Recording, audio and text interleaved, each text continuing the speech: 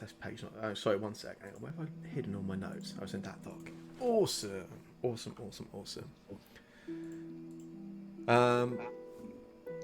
Cool.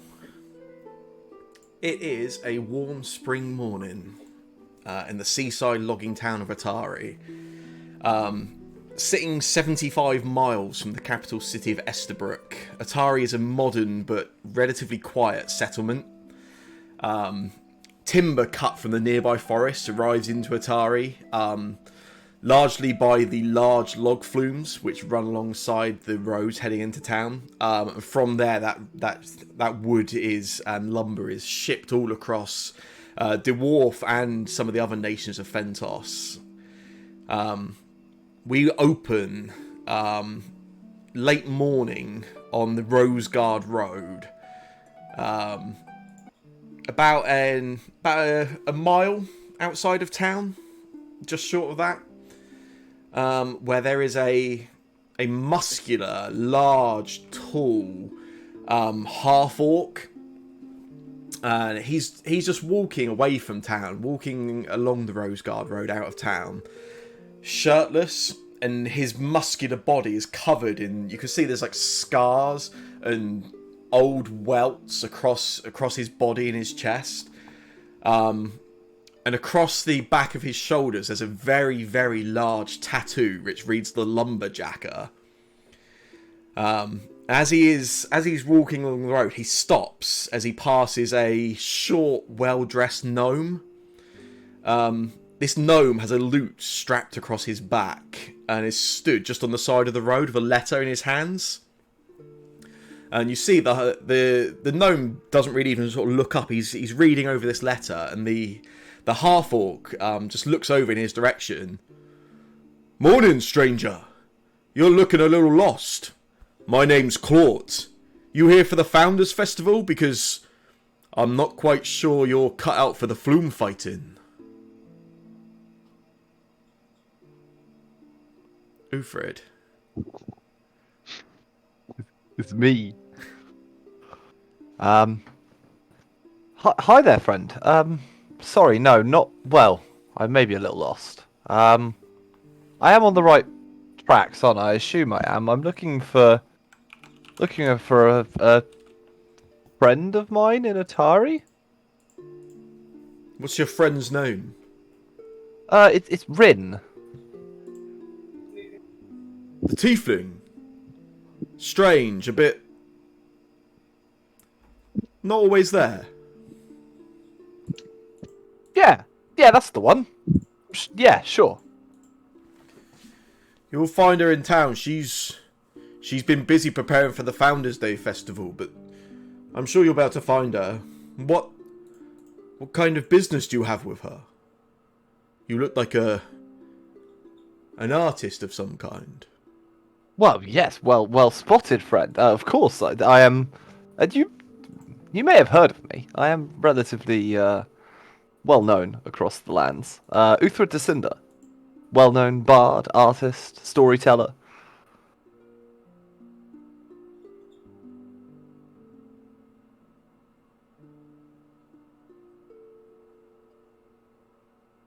Nope.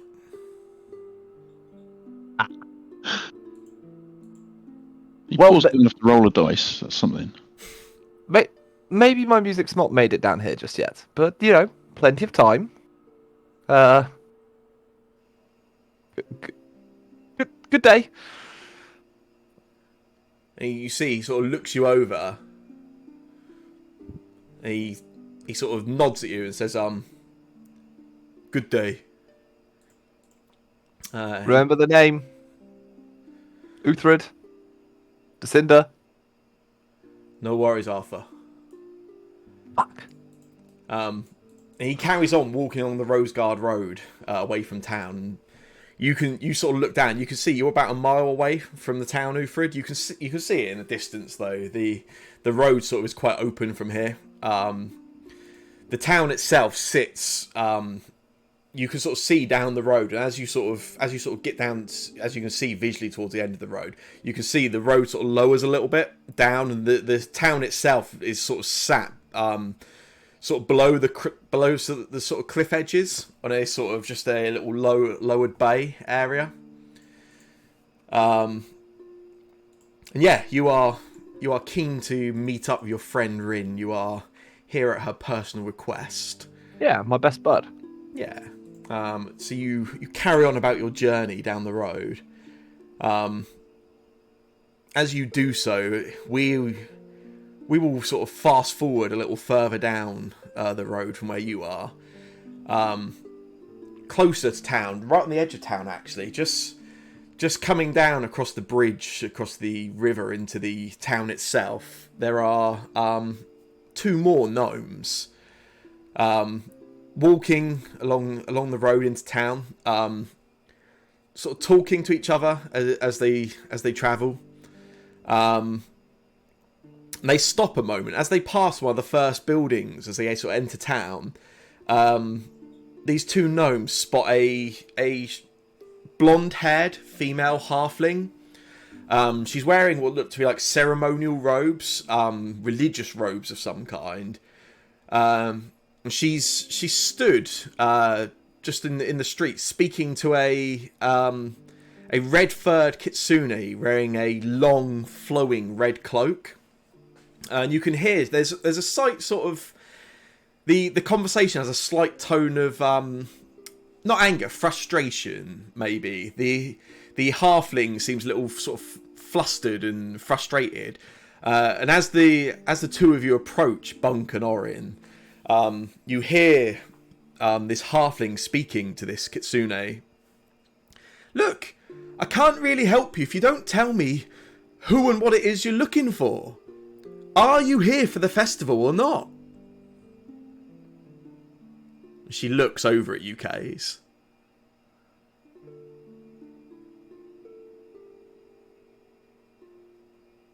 They just stare back and then points to someone else in the group. You're on your own, sir. You are not in a group. Oh. Look, well, let's handle this. If you want to be like, are you looking for lodgings? And she sort of looks at you. Okay, you're looking for... You here to buy something? No. You here for the festival? Are you looking for somebody? They nod. Ah, okay, well, we're getting somewhere.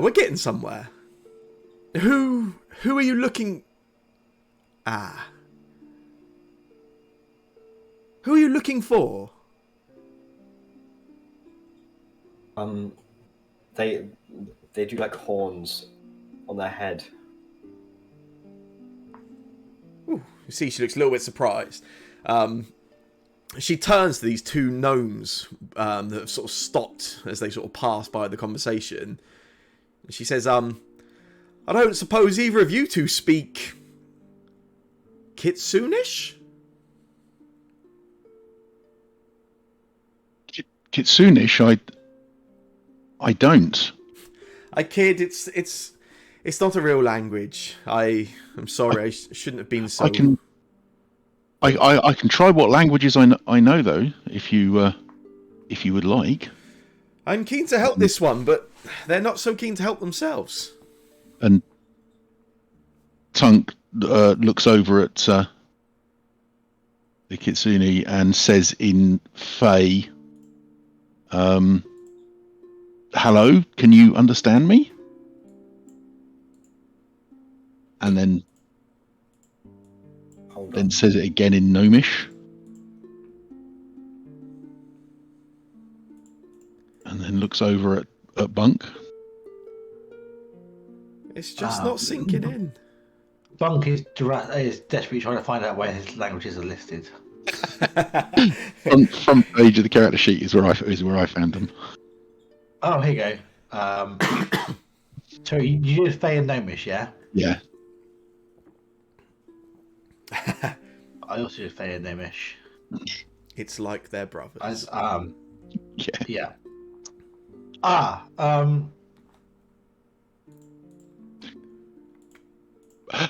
Perhaps, I have an idea. perhaps they can write. Yeah, I put out a book and I start scribbling some very esoteric, strange runes down and show it to this mysterious kitsune. It's a language I don't really understand, and I'm not really sure if it says anything. But there's things I've seen before. They just look at you and with a confused facial expression. Hi. Can you write? And she looks at Kays. They nod. Give it something to write with. Yeah, I hand over the scrap of paper and whatever, a pen or whatever it is. Now, come on, who is it you're looking for? Charcoal. What's the name again? You're looking for Rin Savinsky. I write that down.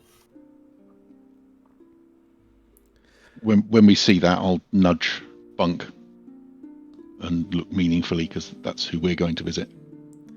What a coincidence. We're also looking for somebody called Savinsky. That's quite a rare name. Surprised there's two of them in the city. You're all friends with Rin, are ya? There's only one Rin, let me tell you. You three all together then? No. This is my brother. I'm Orin, and I've been sent from wherever the town is, the big town where I've been. Esterbrook. Esterbrook. I've been sent from Esterbrook with a message for Rin from Captain Lucia of the Dawnblades. As you say that, you see there's a spark of recognition on the halfling's face.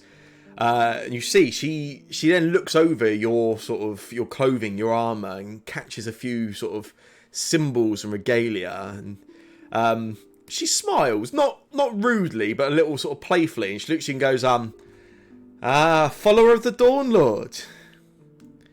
Well, if you don't mind me saying, here in Otari, we follow the goddess of light. We're followers of Sarenrae. Sarenrae is a much as Lathander is the god of the sun and light and sort of life. Sarenrae is a goddess in the same sort of domains. Not opposed to one another. Followers are not opposed, but there's certainly room for a bit of playful disagreement, maybe, in which is the true god or goddess of light and the sun.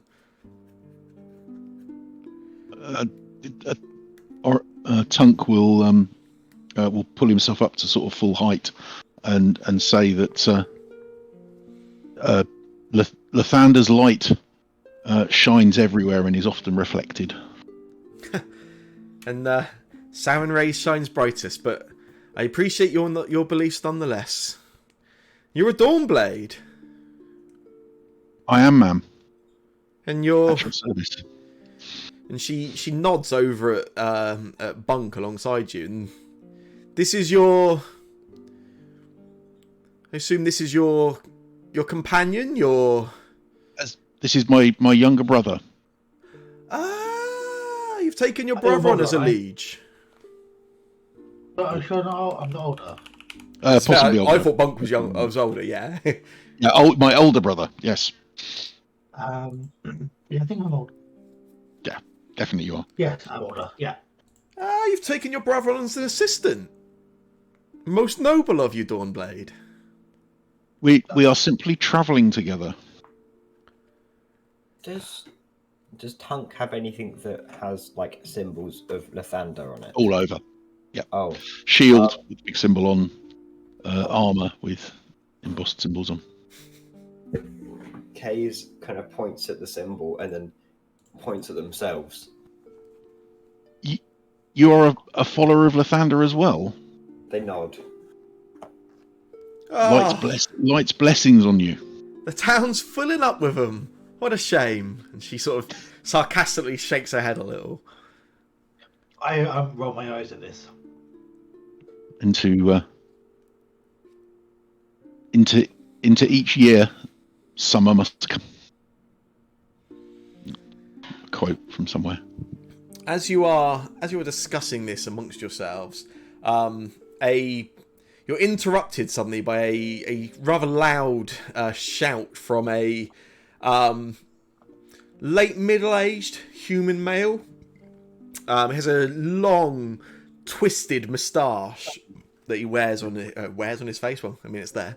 Thunder and storms, Vandy. Don't you have anything better to be doing? If this damn fox doesn't want to talk, leave it to go hunt rabbits in the forest. Vandy looks over and she shoos this man away.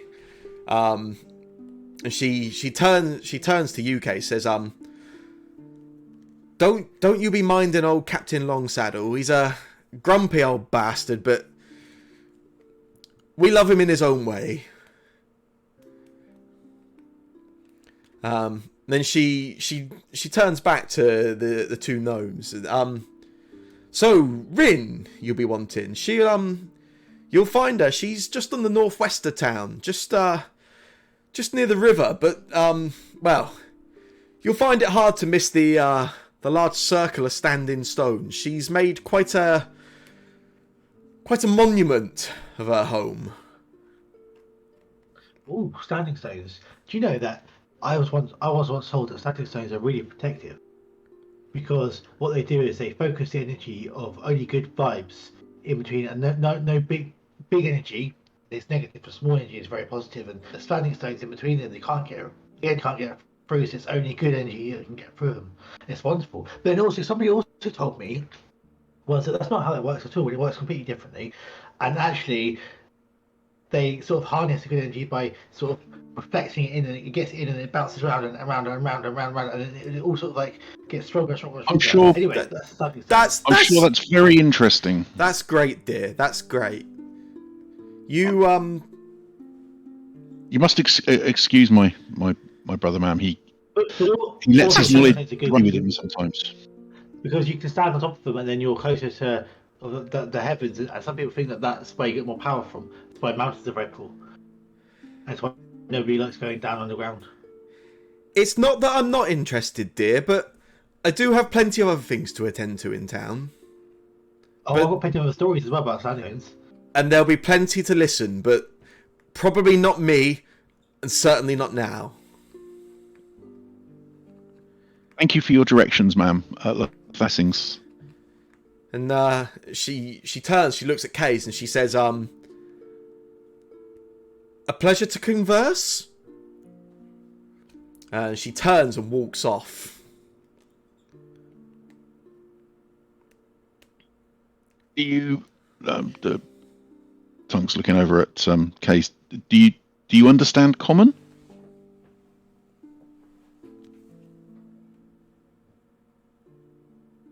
They nod. Did you say you take your tongue? Hmm? Do you wish to accompany us to Rins? They nod again.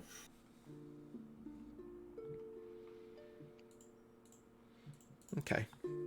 As the... On the way there, I'm going to be interrogating Case about why he may not be speaking, with lots of different theories, like maybe it's the Fae has taken his tongue, or that, I don't know, he believes that speaking evil is the worst crime, because once someone told him that, and there is, etc., etc., there'll be lots of these theories. I'm not going to list them all because it's too much. That's fine. However, please let me know if you nod to any of them. Any of those along the right lines, Kays? No. they shake their head. As the three of you sort of make your way, following the directions from Vandy, we will will cut as you sort of walk down the street. You pass. There's a just on the left of you. There is a large stone building, Galantine Deliveries. Outside of which there's a sign which sort of shows a man riding at high speed on horseback. Galantine Deliveries is a delivery service and postal service for Atari. It's the quickest and safest way to get things from Atari or to Atari. And as you sort of walk past, there is a wagon pulls up just outside the building and pulls round into the sort of yard, just round to the side. The driver jumps down from this wagon and he quite quickly starts heading over towards the stone building, and you can hear him calling out into the doorway as he walks through. I got that delivery from Marine Vale. I've been on the road for days. Where's the privy? And he dashes inside. As soon as he heads inside, there's a wicker basket, a large wicker basket on the back of the wagon, which sort of wriggles slightly. And then the lid of the wicker basket. And the head of a fruit bush-shaped leshy pokes out. And then immediately alongside of it, the head of a snowman, seemingly fine with this, even in this spring temperature and the humidity inside of the wicker basket, seems absolutely fine as it's the two of them peek their heads out and sort of look side to side. The leshy quickly hops out of the basket onto the wagon and sort of lifts the lid up, and the snowman sort of gracefully tries to climb its way over, then attempts to sort of vault over the side of the basket and just tumbles, lands, rolls the floor onto the sort of the dirt and the concrete. As the leshy turns round, it sees the snowman jumps up onto its feet. And the snowman finds itself immediately just looking up at a late teenaged girl, human child, or young adult. She immediately looks at the snowman, a sort of slightly sullen expression on her face. Then she looks over at the fruit bush, which is just stood holding up the lid to this wicker basket on the back of the wagon. You're a snowman. And you're a bush.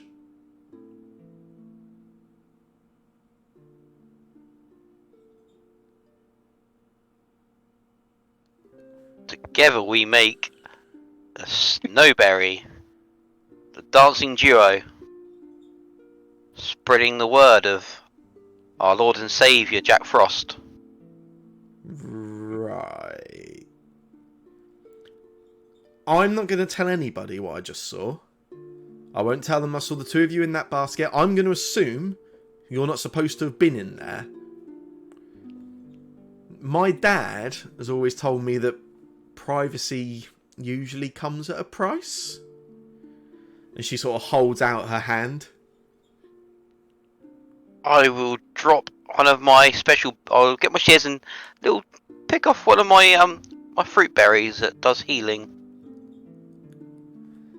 And she looks at this berry that she's just watched you cut off of yourself with a pair of shears. And she squashes her berry, just sort of bursts, and the red juice of the berry just drips out of her fist. And you see she sort of shakes it down and she goes, "You're really weird."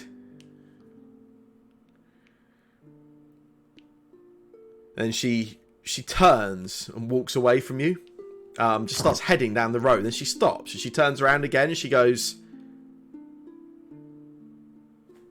"How's he not melted?" Because of our Lord Saviour Jack Frost. You keep talking about Jack Frost as if you think I believe that's real. Winterberry give her a little wink and a little dance and a little shake and a go off and hide so he doesn't get caught after sneaking out this little basket. And you see, she sort of shakes her head and she goes, this must be one of Rin's tricks. And she turns and walks away. Winterberry and companion,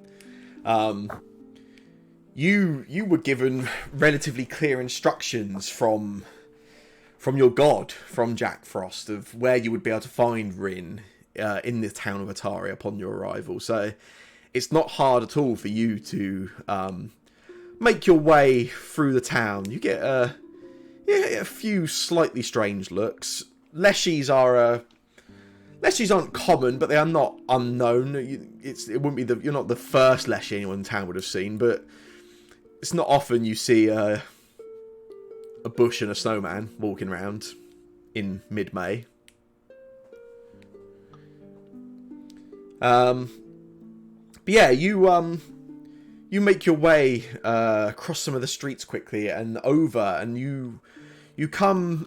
There's a sort of grassy area towards the northwest of the town, and you can see there's a series, those large circle of standing stones, and in the middle of which a large circular tent. The tent itself has a top, but there's no sides to it. This is just an open air, tent. As you sort of head over, Winterberry and companion, you spot just heading across the grass, only a few steps ahead of you, the two gnomes and their new kitsune companion. And as the four of you are sort of walking, or five of you, if you want to include the snowman, are sort of walking over, there is a female tiefling who you see she's sat on the ground inside of this tent. She looks over in your direction as you're coming, and almost excitedly sort of jumps up to her feet quite quickly, looks over in your direction, and calls out. She says, "Welcome. The gods have blessed me on this day. You answered my call. You are the representative of the Dawnblades." And she looks over at you, Kays, and I heard you would come. And then she looks a few, just not far behind the three of you. There's Winterberry there, and she looks over and goes, "You must be the representative of Winter. How exciting!" And she waves at all four of you to sort of come over, and she looks at you, Orin. She says, "Well, I know who you are, and I recognise the Kitsune, and this is clearly the Leshy." And she looks over at Bunk. "I don't remember inviting you." No, I'm sorry. I just came with my brother. If you want me to go, I can go. I just came with him. He isn't. He is in your care? This is indeed my brother, ma'am. And he is in your care? Yes. We are travelling together. Yes. You don't care for me. You haven't cared for me for a long time. You don't care for your brother?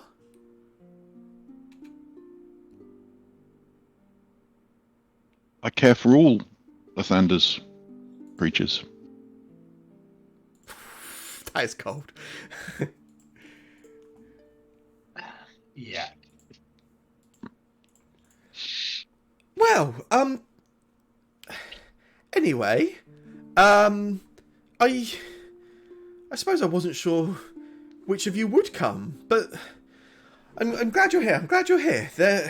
You have seen the town is quite busy. The Founders' Day festival is in only 7 days, but everyone is most excited, but something concerns me. Something, if I'm truly honest, something terrifies me. And she turns and she looks over towards the forest in the distance, sort of to the northwest, and she says, outside of town, are you familiar with the fog fen? I will get you all to make for me a recall knowledge attempt. Lovely. What kind of recall knowledge? Oh, that's a very good question. How do we get the common macros thing onto our taskbar? There should next to the macro bar, there's a button that says Browse Macro Directory, and in there should be a basic action macros. If you drag that to your hotbar and use that, you should be able to just fire. Actions. You should be able to That's fire the one. recall knowledge from there. It will just fire all of your recall knowledges, I believe. Sorry, can you repeat that again? There's the Browse Macro Directory folder button, and in there's something called Basic Action Macros. Oh yeah, it's this one here. Yeah. I literally pressed the wrong button. Rather than pressing the folder, I actually misclicked on the arrow above it. Oh, which hides it. Yeah. So what kind of recall knowledge is it? Well, if you do basic action macros and click recall knowledge, it should roll everything. But for this one, it would be society. Oh, Or if anyone pretty esoteric to me. or if anyone happens to have that kind of law, Otari law or Fogfen law. I don't think we got any experts, but I'm happy to be surprised. Nice.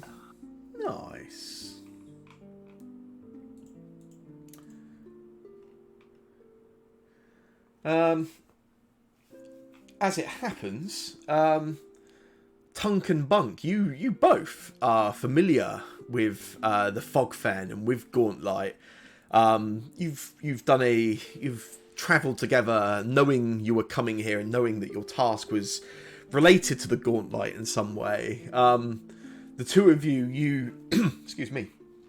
You've heard the story. So the Fogfen is the name of the forest and swamps outside of Atari. Inside of which there is a keep named Gauntlight. Is a castle keep built some time ago. Is mostly derelict and ruined. And in the centre of the keep itself is a very large lighthouse. A little bit too far inland to be practical, to be used. But it matches the description and shape of a lighthouse. It's been wrecked and in ruins for some time. You guys would know for your knowledge and what you've been reading before arriving here.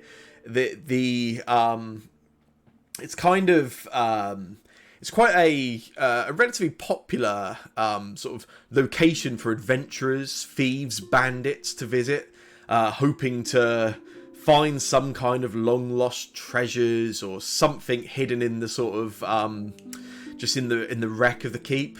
Over time, that's kind of lessened, though. It's kind of, at this point, it's kind of considered that anything worth finding there has either been found or long been lost. And it's kind of as far as kind of fashionable adventuring spots go, it's kind of lost its. People tend to go out of their way to visit anymore. We have certainly heard of the Fogfen Keep, but I never heard of anything that would cause concern. What could be worrying you? Well, primarily the light, I guess. The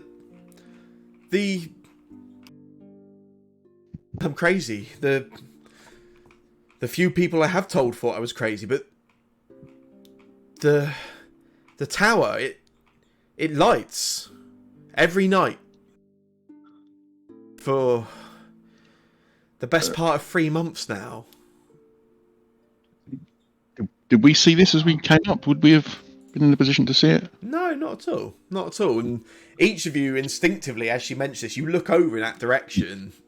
You know, we're nearing midday now, so it would be quite hard to pick out a light, I suppose, if there was one. But you certainly, it's some distance away, and there's certainly no obvious signs of light from where you are currently.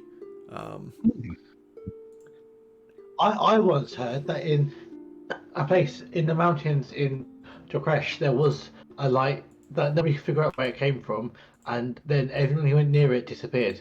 And then eventually it disappeared itself, and then all the people came back.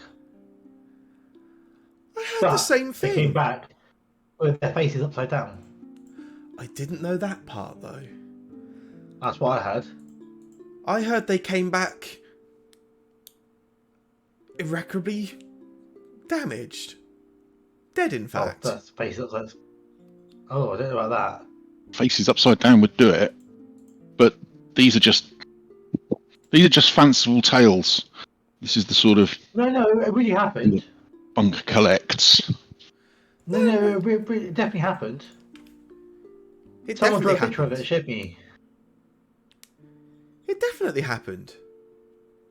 I was going to say I believe you. I don't believe you. I know it to be true. Why? And she twists her head sort of slightly curiously and looks at you, Orin. Why would you question your brother like that?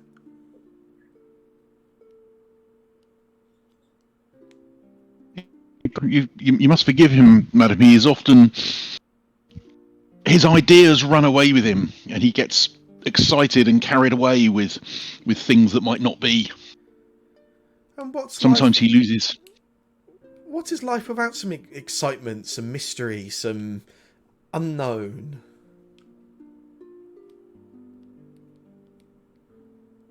What do you believe in, Dawnblade? What drives you?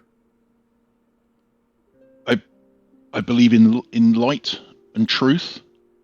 I believe in the order of Lathander. And anything interesting?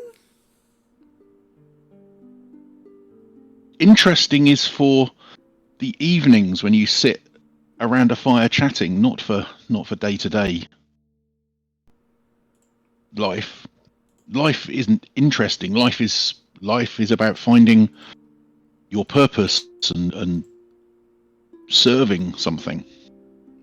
Life isn't just about putting your nose in a book and running around looking at things and then getting excited and running around and looking at something else and never really following anything through, he says, looking over at Bunk. I thought that was fun. And your brothers? Yes. Yeah, I mean, we were best friends for years. Were? But he's still my best friend. And Orin? Some of us are taking longer to grow up than others. Some of us have put aside things like best friends and childish affectations in search of a more noble cause. Well, that doesn't sound kind. But it's most impressive you would bring him on this adventure, situation, trouble, and you can see her face almost sort of drops a little bit. It is most severe. I've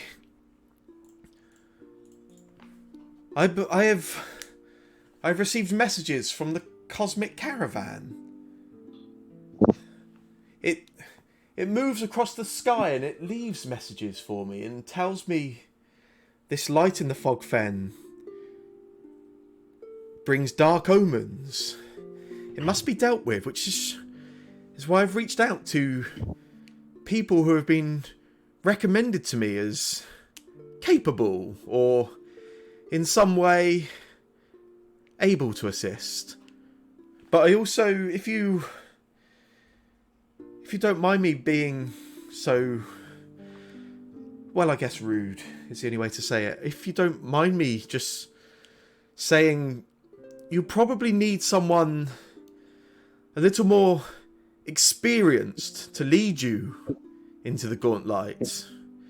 This, I'm sure you are all valiant and believers in your abilities, but I did reach out to a dear friend of mine, a experienced adventurer who would have faced many threats like this, and you can see she almost gets a little bit flustered.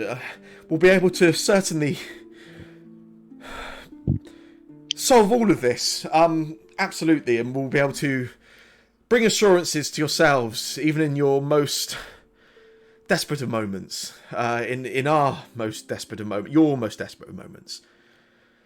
My dear friend Ufrid should be here any moment now. And she, you see, she's almost sort of stopped. She puts her hand to her chest and sort of collects herself a little. And then she turns around and looks outside the tent, and there's a gnome stood there. A gnome, well dressed, and she stops and she looks a little bit surprised, and she says, "Ah! How can I help you today, sir? Have you come to purchase something?" Well, I don't. No, I don't believe so. I received a letter asking if I could come here.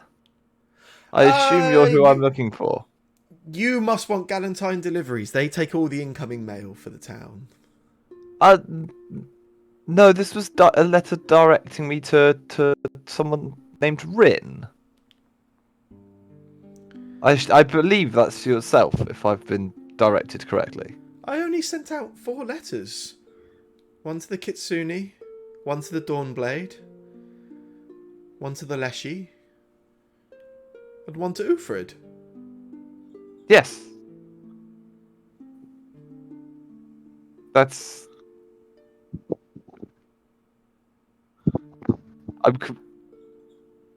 me. You've just said my name. You sent me a letter. No. I sent a letter to my dear friend Ufrid, who is. And you see, she stops. She leans down. She's taller than you as a tiefling. She sort of leans down. She comes right up into your face to face. Is that you, Ufrid? No. Yes. Ufrid. Ufrid is, well, I don't want to upset you, but Ufrid's a little more muscular, taller, longer hair, certainly more charming. Oh, we barely even know each other. I'm not sure you could say less charming. You're not. Can I see this letter? Yes, of course. And I assume I have it tucked in a pocket inside my coat. And I pull it out and I go, look, addressed to me. That's my name at the top. It was sent directly to me. She sort of snatched it out of your hand. She looks over it. She goes, "It is my writing. It is my letter." You sent it to me, Uhtred de Cinder. You know, the fantastical, delightful writer, artist, performer, storyteller. Ufrid, I assumed Uhtred de Cinder. No. This letter was sent to Ufrid de Vinder. The adventurer, the Goliath. I'm not sure I've ever been called an adventurer. That could be.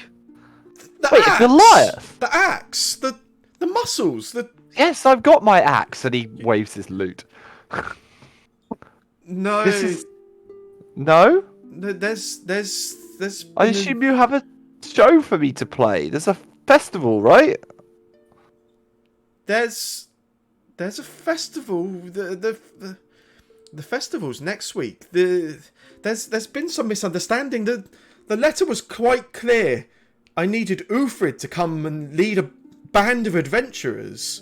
No, Uthrid. I am Uthrid, and I was told to come and lead a group. No. There's been a misunderstanding. I mean, I generally perform solo most of the time for most of my shows, but I've worked in bands before, groups before. It's nothing untoward. I can. Is this the rest of them? And she turns, and it's almost like she forgets something. She does turn. She turns to the three of you and says, or the four of you, sorry. Are you musicians? Winterberry will do a little dance, and the snowman will do the exact same dance. Hey. Very Ready, similar I to the think. instrument. It's definitely my backstory if I do. The Kitsune. Your people are famed vocalists, beautiful singing voices.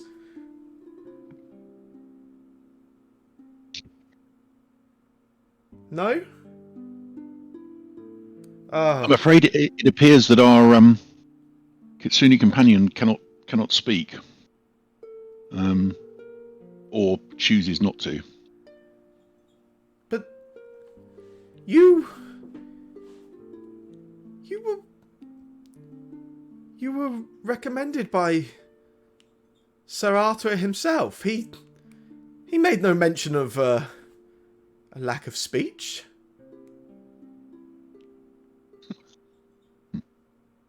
Hello? Oh, this is pointless.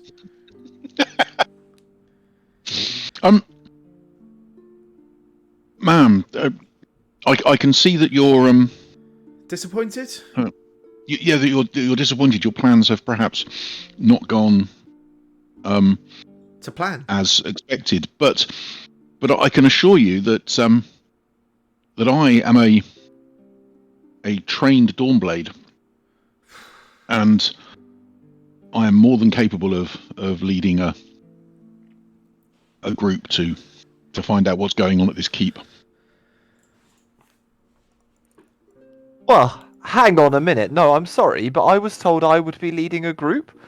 Now, all of a sudden, because you've got a fancy sword and shield, you're leading this group. I don't see how that makes you a better musician than me.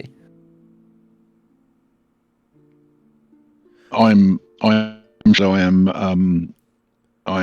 not a better musician than you, but I am perhaps more trained in the martial arts. Well, you Why can't. do I need the group? Why don't I need the group? Because I'm the only one who knows about the light that turns the face upside down in shock, and this is the same light, I think. So I'm the only one who knows anything about this light. Your brother makes a good argument, Dawnblade. Wait, what light? Are we doing Yeah, I lighting on the stage as well? I'm confused. Could I see the stage that we're performing on? That might help No. me understand what's going on. It's in the forest, and there's a light that turns your face upside down. Rin nods. That doesn't sound very safe for performing. I'm confused. No, you die. Well, perhaps if you Face feel upside it's unsafe and too dangerous, you should stay here. I'm sure there's a children's party that needs some songs. I don't really. To be fair, I have done a few shows for some children's parties back in Estabrook, but no, I'm here to be the leader. I'm the main attraction, right? I'm very this interaction is confusing me. Perhaps you are obviously most welcome in town and in this group, but perhaps, Uthrid, perhaps you do have a higher cause for being here. Perhaps fate has seen its way that this letter found its way to you so that you can return to Estabrook and find Uthrid for us. I don't think I've ever met someone called Uthrid before. Well, Are you sure this person's real? Uthrid the Goliath. An old dear friend. Are you sure he's in Estabrook? I mean, it's a big city, but I'll tell you one thing, if Well, if he turned into a gnome, he certainly would have informed me before his arrival. You... Perhaps it would be wise if we were to scout this keep, and then while you wait for your Goliath to arrive. Rin does not do a remotely convincing job of disguising her disappointment right now. Yes, you scout, and I will send word for Ufrid. I'm sure he'll arrive in good time, and then this whole situation will sort itself out. I suppose that if you are to scout out, the least I could do is to perhaps I could do a harrow reading for you. Perhaps that would increase the confidence that you can, well, achieve anything without Ufrid here. I'm right here. No, the real Ufrid. I am starting to get slightly offended, I will say. I have no doubt, sir, in your abilities or your offence. But now is not the time. You've clearly come here as a mistaken, well, a disappointment. Well, be that as it... I mean... You say you're on... Where... I'm confused. Where are you going? Explain to me again. The... Just a quick, like, bullet points kind of thing. It doesn't need to be a story. I'll work that on the way. Their leader will tell you, and she points at Bunk.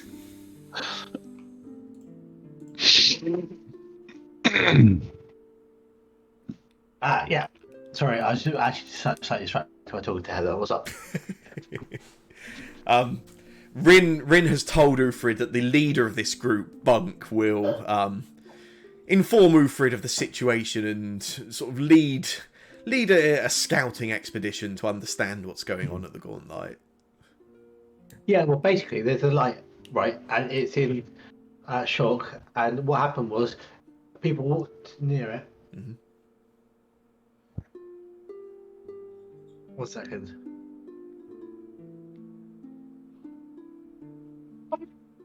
This is what talking to Bunk is always like. They walked near it, and then they disappeared. And then they came back in, and their faces were upside down, and then they died because their faces were upside down. And well, turns out there's light near here in the fog fen, and we're worried that maybe if you go near it, you'll disappear and your face will come upside down. So we're going to see what's going on about the upside down faces. And also, if you want to know what's going to happen, I can always do a harrow reading as well, and I'll tell you exactly what's going to happen, and then we don't need to worry about dying or anything. Sorry, that was a bit John that came in the end there. You are also a believer in the harrow. Oh yeah, how do you do yours? I do mine like a cross. Oh, she ushers all of you to follow into the centre of the tent. She sits down. There's no furniture in the tent. There's trinkets all over the place. You can see there's a quite impressive sort of collection of items. This looks like a trading post, a store of some type. Not your average or most professional of vendors. Quite a mix of strange potions, elixirs, jars. You can see there are some what appear to be some runes, some weapon runes, which can be applied to weapons and armor to increase their potency and strength. A collection of what appear to be wands, each imbued with various magical spells. And she ushers each of you to sit in the middle of the tent. And as she does so, she begins really rapidly shuffling a deck of cards. The cards have these beautiful purple and yellow backs to the cards. And she shuffles them really quickly and quite elaborately, almost juggling the cards at points. You see as some of them, as she sort of throws them up and juggles them, they move slightly unnaturally. They almost sort of float upwards before falling back down and into the deck. And she carries on sorting through them. And she goes, I presume you've all had your harrow read before? Oh, loads of times, all the time. Know myself. In which case, there will not be need for too strong. And she almost sort of loses her breath as she's quickly reading through, sort of quickly sort of focusing on the shuffling of the cards. There will be not much need to explain how it works. And then she places the deck down into the middle of this sort of circle as the group of you all sit down. And she looks at you, Bunk. She says, you are the leader. It would only be right you draw the first card. Yeah, I'll draw the card. Draw a card of your choice. Can you guys see the harrow reading that should have popped up on your screen? Yeah. Yep. Choose a card of your choice, 1 Bunk. second, sorry. Oh, wow, okay, fine. I have my own way of doing this. There are many ways to read a harrow. Oh, yeah, this one. I can't choose it. Oh, do I just click choose cards? Sorry. Oh no, the silent hag. Oh wait a second, this isn't a harrow deck. Is it? Interesting. Yeah, this is a harrow deck. Yes. It is a harrow deck. Okay, fine. Wait, no, it's not. Am I getting confused with a different type of deck that exists in Pathfinder? Maybe. I'm not certain. No, I'm not. It's just that the names. Like this is like the silent hag. But the silent hag will be part of a different like a. There are various. Yeah, Awesome. there are various what's it called? decks and readings of No, harrows. Yeah. there's like The suits. suits. Yeah. Yeah. There are differing suits. You are correct. She looks as you turn over the silent hag, and she 1 sec. Hang on. What have I just done with all my notes? I've got way too many tabs open here.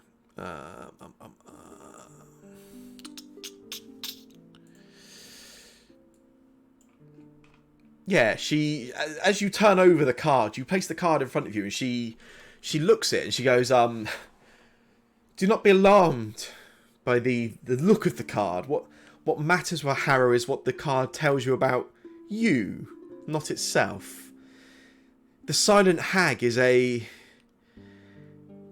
card of unshakable loyalty, but also the kind of card that signifies a feeling of betrayal, of being forgotten about.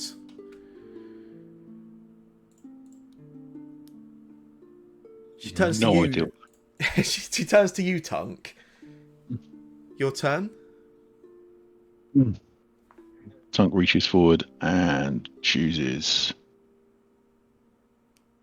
that one. The keep.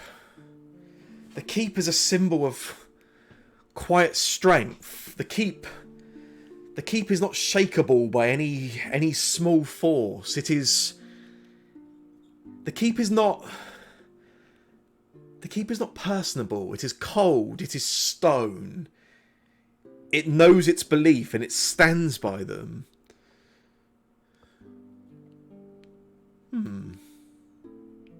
Who would like to draw next? Me. By all means.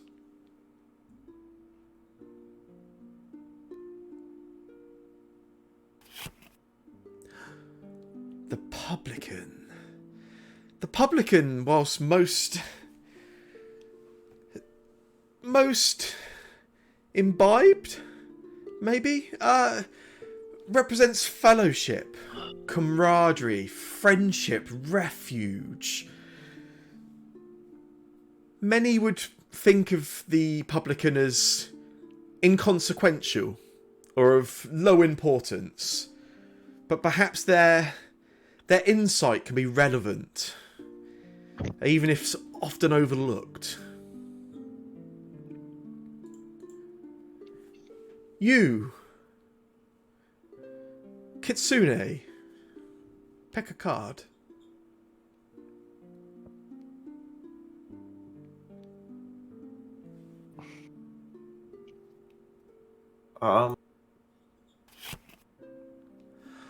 The big sky.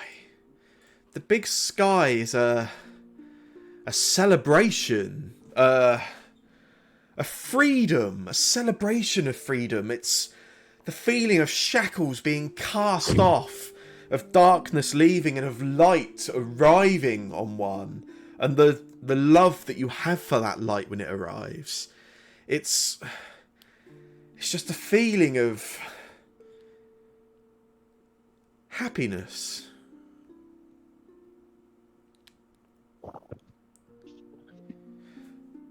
You are here, Bard. You may as well pick one. Oh, are you sure? That's very kind. It would be rude to prevent you. I think I shall have that one. The empty throne. An expectation that has been let down and disappointed. The empty throne can represent hopes, dreams, broken promises, all gone quite quickly. Just a general sense of not being what one had hoped, I suppose.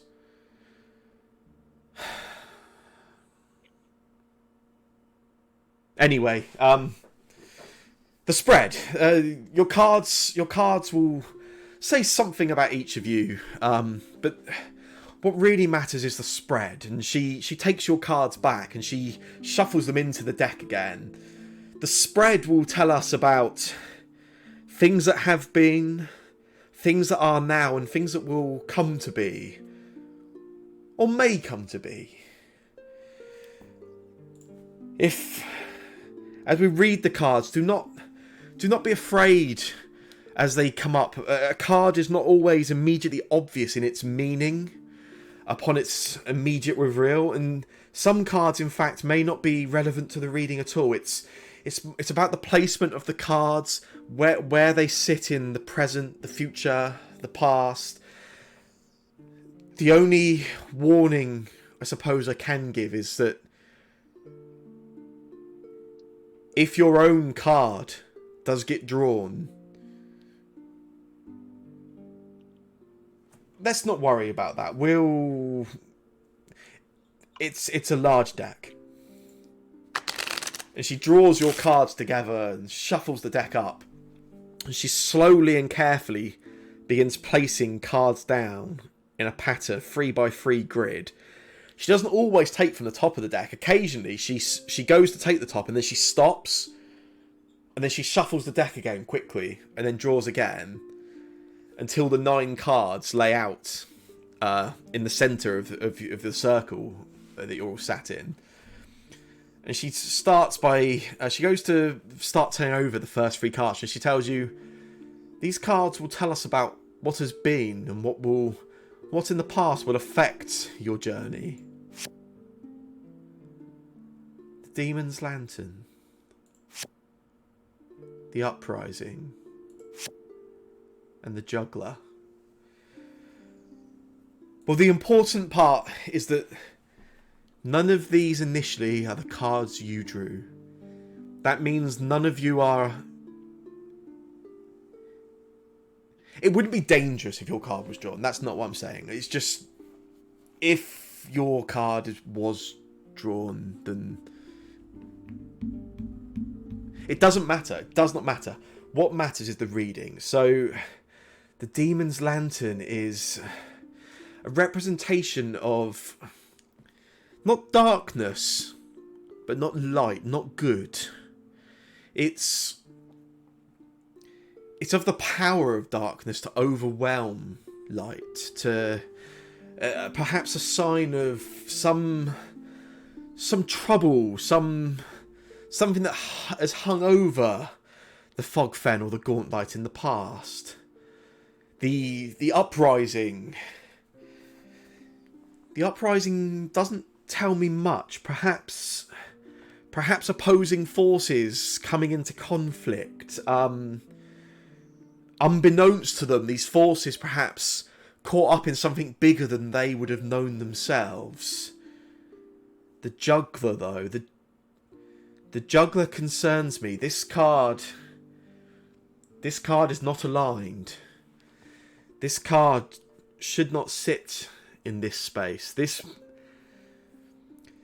is not an immediate threat. This is the past, but this means that something has manipulated fate and the rules of fate. Something has affected what should have been, or what could have been, maybe, or something has changed. Something did not go well. Something was tampered with. And the fate of whatever this creature, this item, this place, this story, something, its fate did not go as it should have done. It was somehow taken off course. But not to worry, that card did not belong to any of you. It's not an immediate threat. Let us look into the present. The Survivor. The Eclipse. And the Waxworks. When she stops and she quite dramatically breathes out, none of them were your cards. That means you're at no immediate threat. Not if your cards come up in the future, it doesn't mean it doesn't not mean you're at threat. It doesn't matter. I haven't drawn your cards. The Survivor is a symbol of something from the past, something which has endured. It's endured great evil. It hasn't found peace. Instead, it has survived, and it will aid you in your journeys, I believe. And the eclipse is, it could mean a great many things. It could mean darkness, maybe something from the Demon's Lantern or the Uprising, some dark forces taking away from light or dampening the light, or perhaps it could be read more literally, something in the sky, an omen. And then the Waxworks, a single creature just kept almost as a sense of helplessness, being used against its will somehow, tortured, imprisoned. The important thing is it wasn't one of your cards. That fate is not for any of you. And the future, the Forge, the Crows, and the Cyclone. Not your cards. Not your cards. Bob lets out a really audible sigh of relief. And Rin stops, and she actually reaches forward. She puts her hand onto your hand. She says, "Oh, that was scary. That was overwhelming." The Forge is a sign of strength through diversity, through the coming together of many sources of strength for it to work together on one single trial.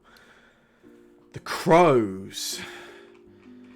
Hard to read. They could be read as messengers, but equally they could be read as a danger, a violent act, theft, murder, loss.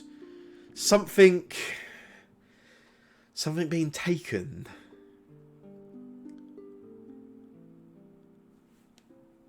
Oh. The cyclone. This card is a true match. Every card in the deck has one place on the Harrow where it reads stronger than any other, where it naturally sits and represents. This space represents what is to come, the future, but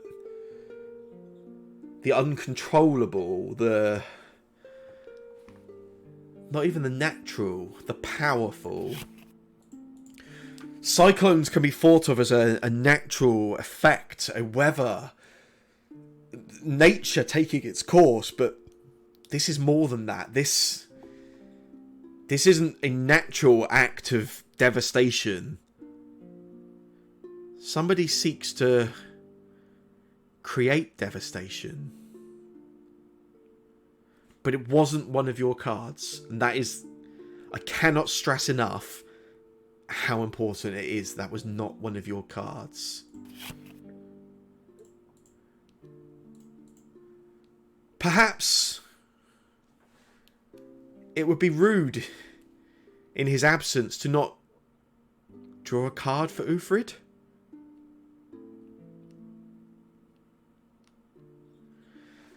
I mean, I'm right here. No, she smiles in your direction. The Ufrid that matters. I'm starting to get a little bit of a sizist kind of vibe from. Me and her get on very well. She shuffles the deck manically at this point. Ufrid, please. I will need your assistance. And then she stops. And she flips the top card of the deck. The empty throne. How fate works. Hang on. Oh, that was one of your cards. That was my one. That was one of your cards. We shouldn't read too much in. We should not read too much into it. It probably confusion of fates confused. You're Ufrid. He's Ufrid. You're of use. He's an adventurer, experienced, muscular, heroic, rather good looking. Actually, I must say. He's just a special kind of Ufrid. But what does it mean?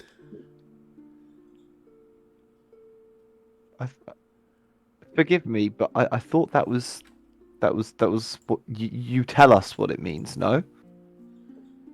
Well, I guess I could attempt to read it. I mean, if I was to interpret this. The empty throne is a disappointment, an expectation or a promise that is broken. Maybe not knowingly, maybe not purposely. Ufrid's not coming, is he? No, sorry. Other Uthrid, yes. I don't... Well, you haven't invited him, you invited me. It does seem he would need to have received a letter which he has not received. Some people just know. Some people just get a vision in there when they're sleeping, and then they just go places. Maybe you got one of those. Drawing a card in the choosing is something that it tells you about the person that draws it, but it also then it links that card into the spread itself. When a card is pulled a second time, there's a deeper tie to that. The empty throne. Oh, Ufrid. I believe Ufrid to be dead. And without your fearless leader, you are all doomed. You are. And she looks across the group here and she stops. She looks at you, Ufrid. You are useless.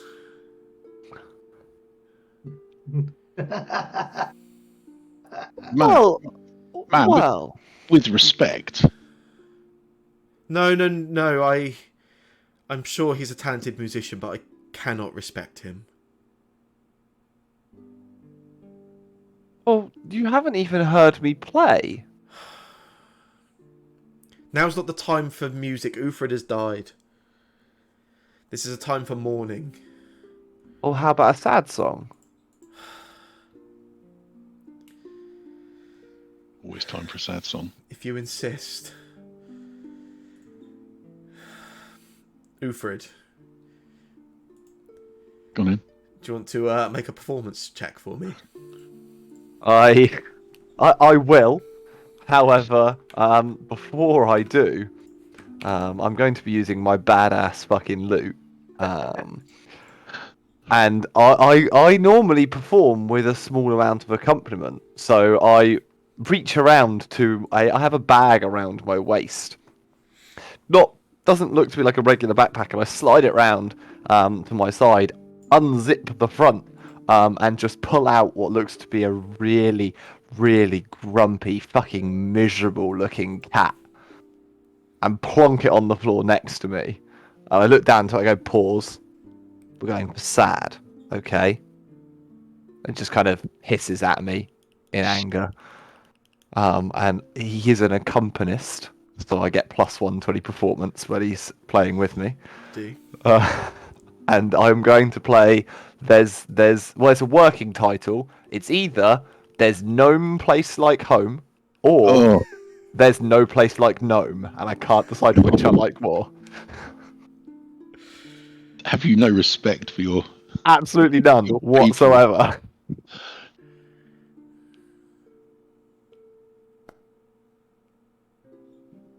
Catchy. It's a good performance. I'm good for something. As you begin playing, accompanied by the Fentos's most sullen cat, it's quite taking. It's somber. It reflects the mood quite well, and despite Rin's quote unquote affections for you, Ufrid, she seems moved by this. And as the song continues, she starts to sway slightly. And then she begins to violently cry and scream Ufrid's name. You play on, unsure of how to react. You've had some quite excited audiences. Maybe not quite to this degree, or at least not that often. And as the song comes to an end, she stops. And she again places her hand on her chest above her heart. And she goes, Ufrid, that was beautiful. And you, Ufrid, well played. I can pause a little scratch on the head, and then go, right, done your job, mate. You want to stay out, or you want to go back in? I assume it just hisses at me, so I'm going to leave him on the floor. Well, I guess with Ufrid no longer joining us, it is only right that we pick a successor as the leader of this group, in memory of Ufrid, your noble leader, who led you for the best part of the last hour, nobly, bravely, and with honour.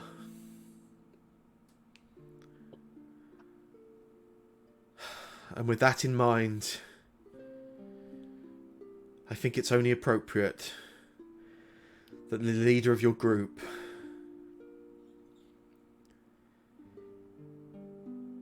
be chosen amongst yourselves. Ufrid would have wanted it that way. He was never one to lead. If anything, he was poorly chosen. He wouldn't have been suitable for this job at all, actually, in retrospect. In fact, the last time I saw him, he'd had that rather unfortunate encounter with a troll. I'm not sure how good he would have been with his axe with just the one arm.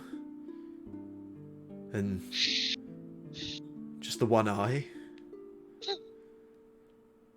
And that terrible, terrible fear of the outside world that kept him indoors for so long. Perhaps, Ufrid, you will one day live up to his legend. But let's not get ahead of ourselves.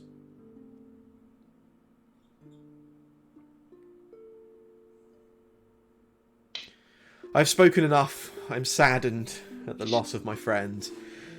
I'm disappointed in you especially for bringing me the news. And she looks away from the gnome. To the rest of you, be sure this untrained one is kept safe. The last we want is a second dead Ufrid in a week. Leave! So, why? What is it you want us to do? Didn't you hear me? Leave! Oh, I'm in mourning, sir! I grab the cat and I'm gone. I'm out the door. Come on, lady said leave.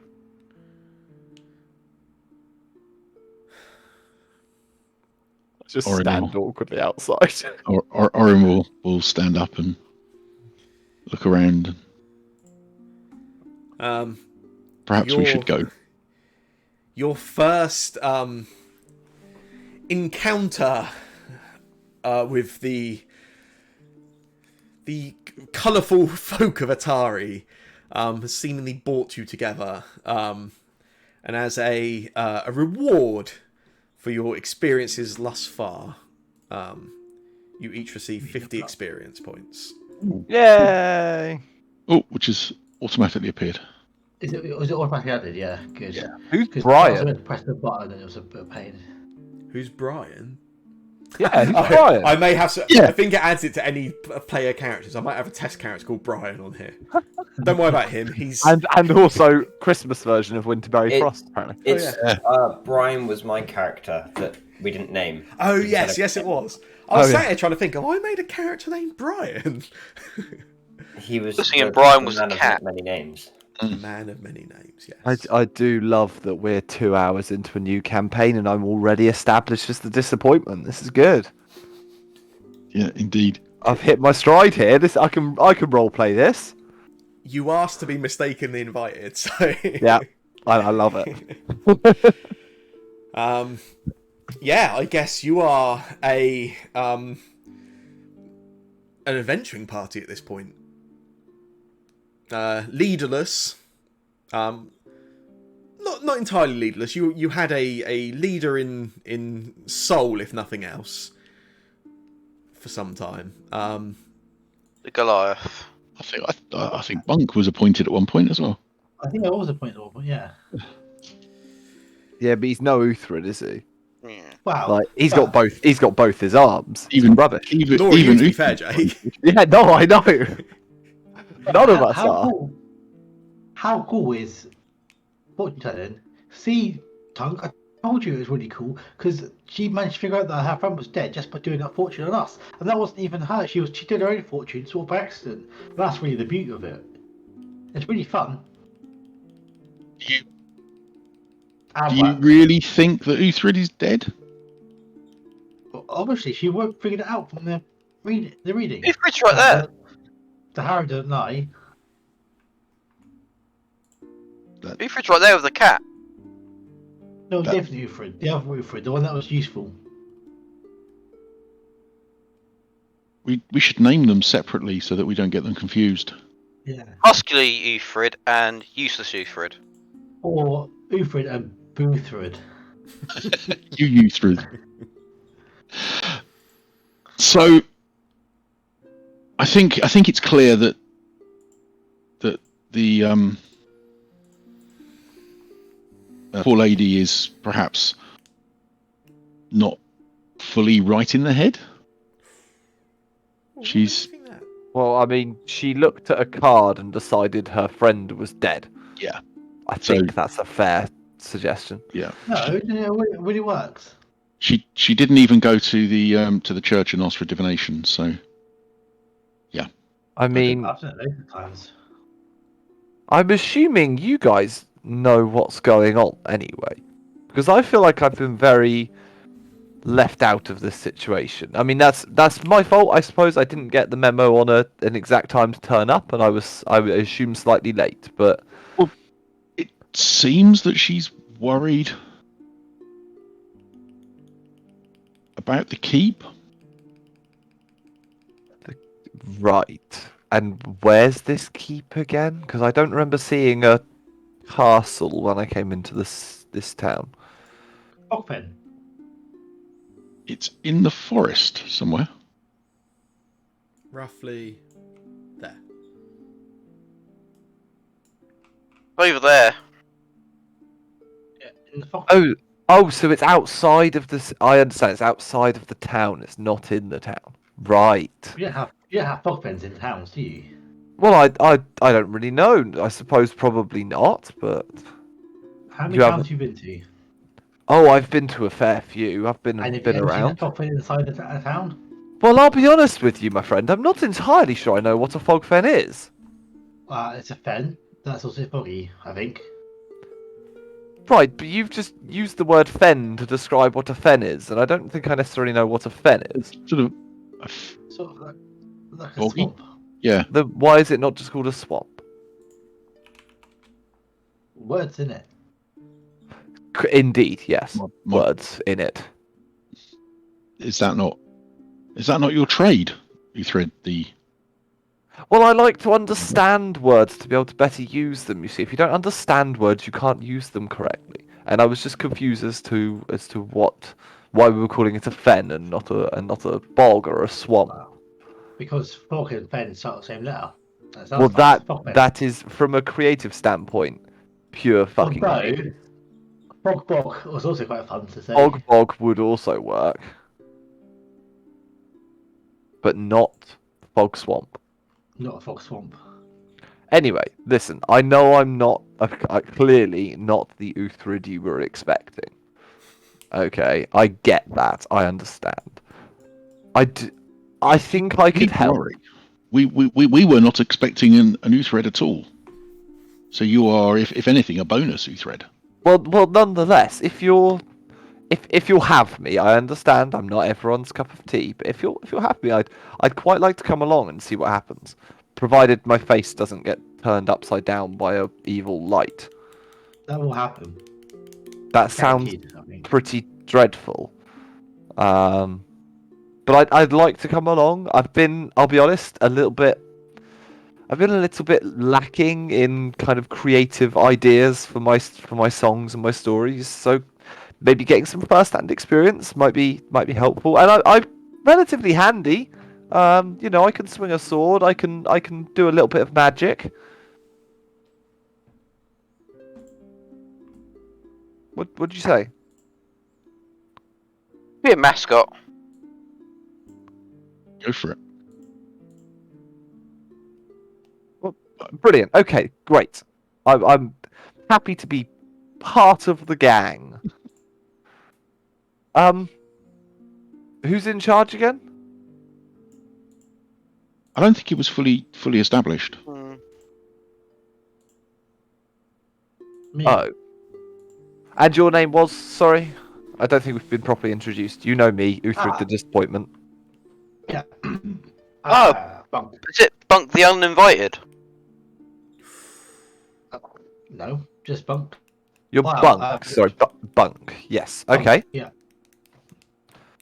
Where, if you don't mind me asking, I don't come across many of our folk. Where are you from, Bunk?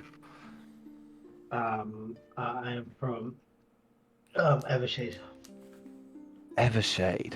Trying to think. Yeah, I've been. right in the middle of the forest. Do you know what? I don't think I've ever been to Evershade before. Oh, really good. I might have to add it to my list. My next set of tour dates. It's a long way from Easterbrook. Oh, that's okay. I travel all around. Have you ever been to Deerstone?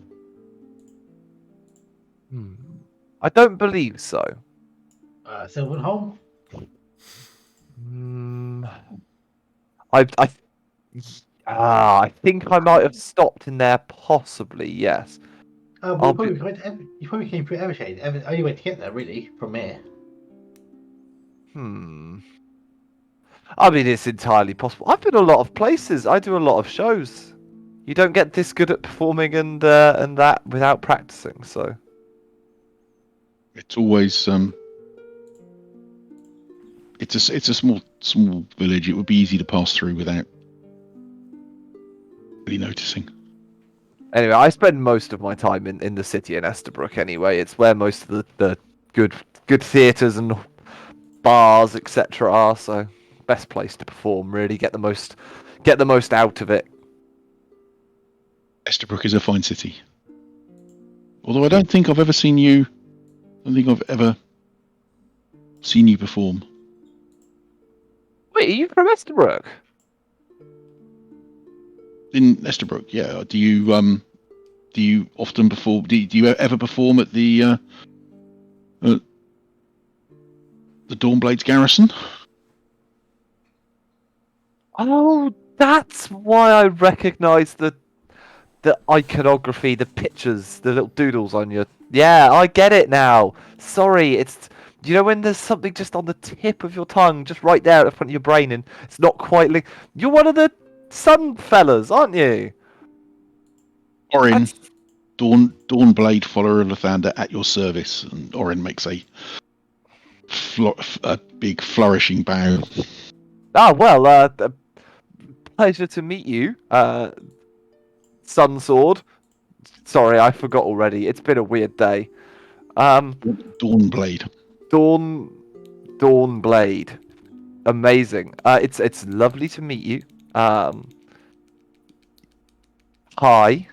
I don't think we've met. I don't think I've ever seen you before anyway. But have you seriously not heard of me? You've never seen me perform before?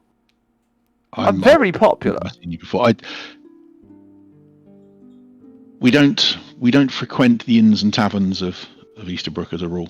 You sure? Uthrid Descinder, very, very popular performer. No, I'm afraid not. It doesn't ring a bell.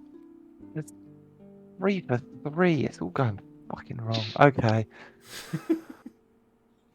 Maybe I'm. Oh, I don't know. And so, Uthrid Yes. and Orin turns to the Leshy. Did you say your name was Winterberry? Winterberry Frost, And you've been servant sent... of Jack Frost, sent here. Help. Wait, you're a servant of Jack Frost. Yes. So you like his child or something? Because you've got the same last name. I am his chosen one. Interesting. And you're a tree. I'm a leshy. A plant. A fruit plant. You know what? Probably I make not the fruit you weirdest can thing we're gonna eat. see. I make fruit you can eat, and it makes you feel better. That sounds More quite ways interesting. than one. No. So, And Winterboro would try and turn his face upside down because he's a plant. He might be able to turn his head around. and the your little This is friend, Snowy. your little white Snowy. He assists me with my fruit making and helps deliver them. He's a good boy. Is he made of snow? Yes. Is he cold? Yeah. Does he leave little wet footprints? No. Oh. But if you're feeling too hot, he is very good to cuddle. But don't do too long, you'll catch a cold.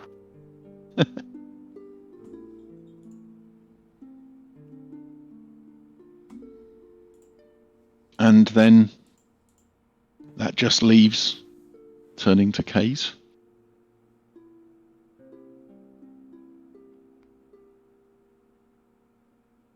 Hmm.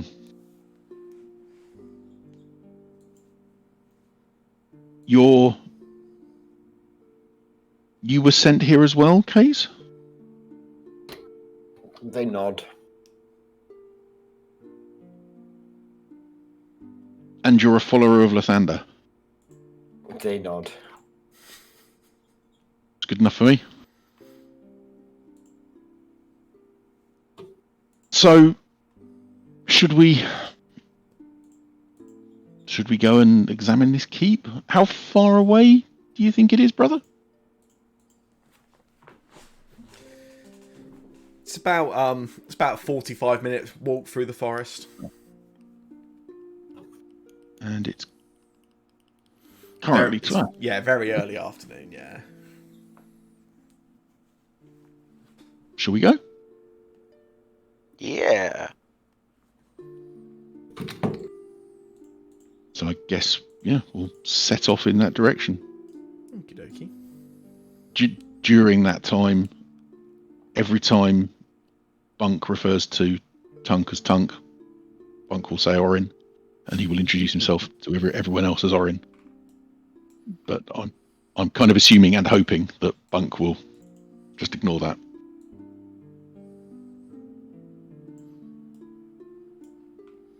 So, what I will get everyone to do, in fact, the first thing I'll get you to do,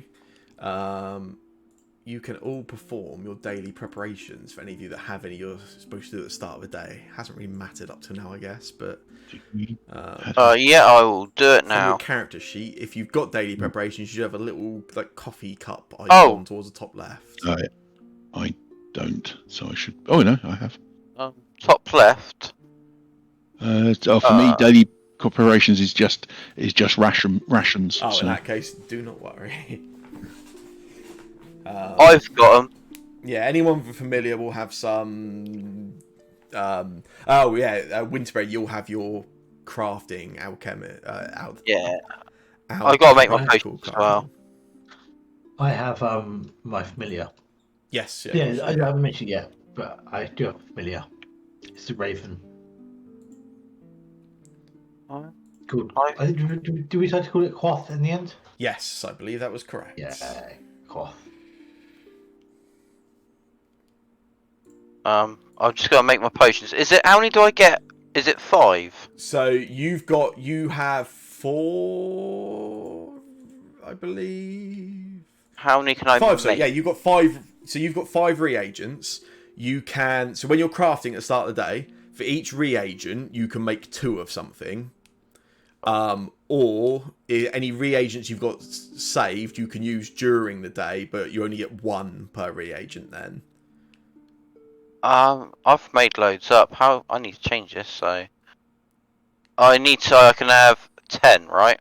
Yeah, if you use all your reagents now, you can make 10 things from your list of formulas, yeah. And yeah, saving them lets you be flexible during the day, but it kind of costs you twice the price, yeah. Okay, do I do that now? So I've created them. Or have I created them twice? I need to get rid of some. Doesn't look you've made any to me. known formulas, I should have 2, 5, 1, 2. Yeah, so once you've selected them, you drag them up to your alchemy thing, you select the numbers, then you click perform daily crafting, and that will actually create them and take away your reagents and add them to your inventory, etc. Okay.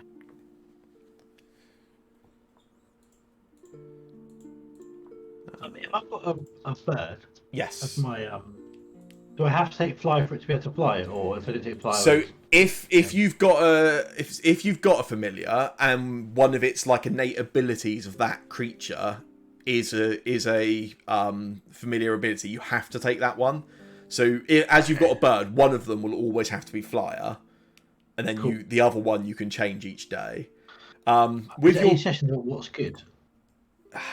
There's a fair amount. If you want to see the options, if you open like the character sheet for your familiar, I think you can actually see a list of them on there by clicking the browse button. I don't have one. Configure ownership. Oh. Oh yeah, hang on.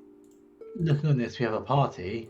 We have some player familiars. I think that's Ebenezer, Pinocchio, Winterberry, Frost, and Brian. And Should be able to see it now. I think I've just changed your permissions to see Quoth. I can see Quoth now.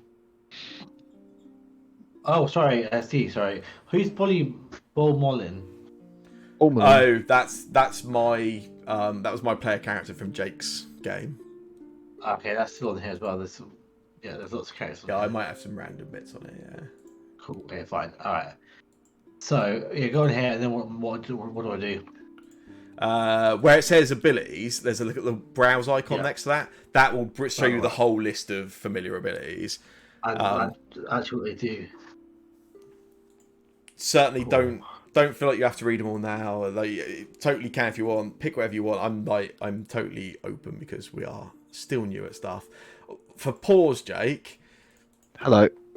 I think there's a pretty fair argument about whether scent is an like essential ability to a cat or not.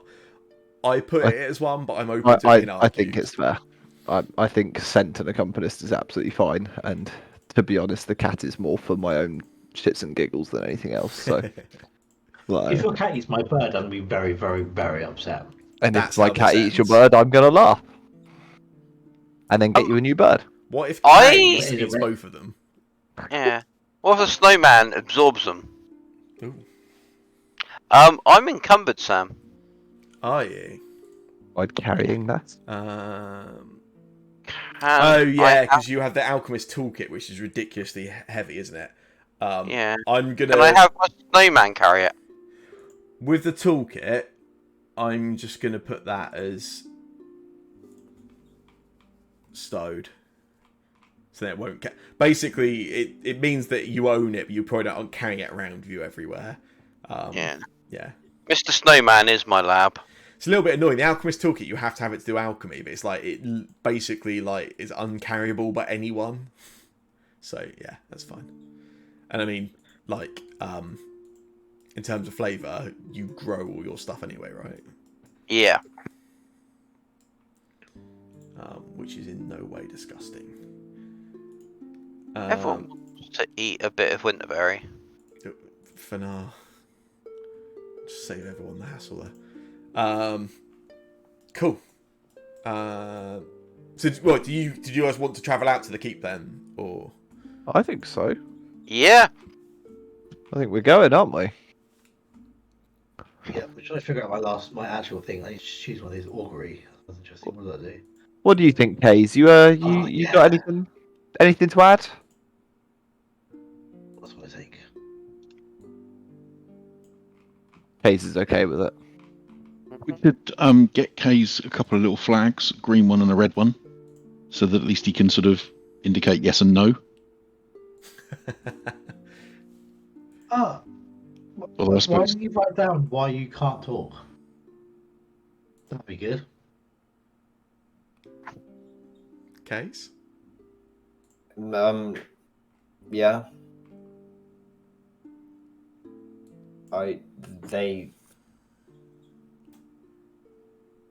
They just don't really write down anything.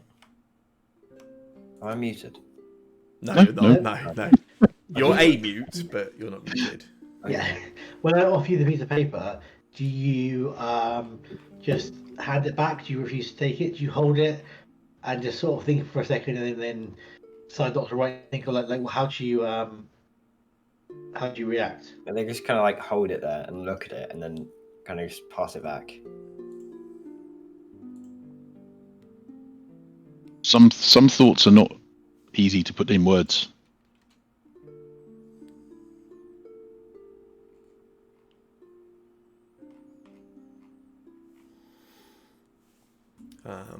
Also, I told a slight lie. The gauntlet is 20 minutes walk from town, so It won't take long. half the time I told you Oh. it'd take you. But we all do have small legs with a really small movement speed, I'm You guessing. do have quite a small party, yeah.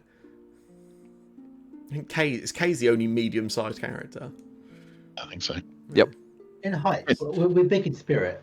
Hence why when she was banging on about the Goliath, it started to get a little bit. Oh yeah, I didn't realise quite how rude I was being. Sorry, guys. I thought I was just insulting Jake.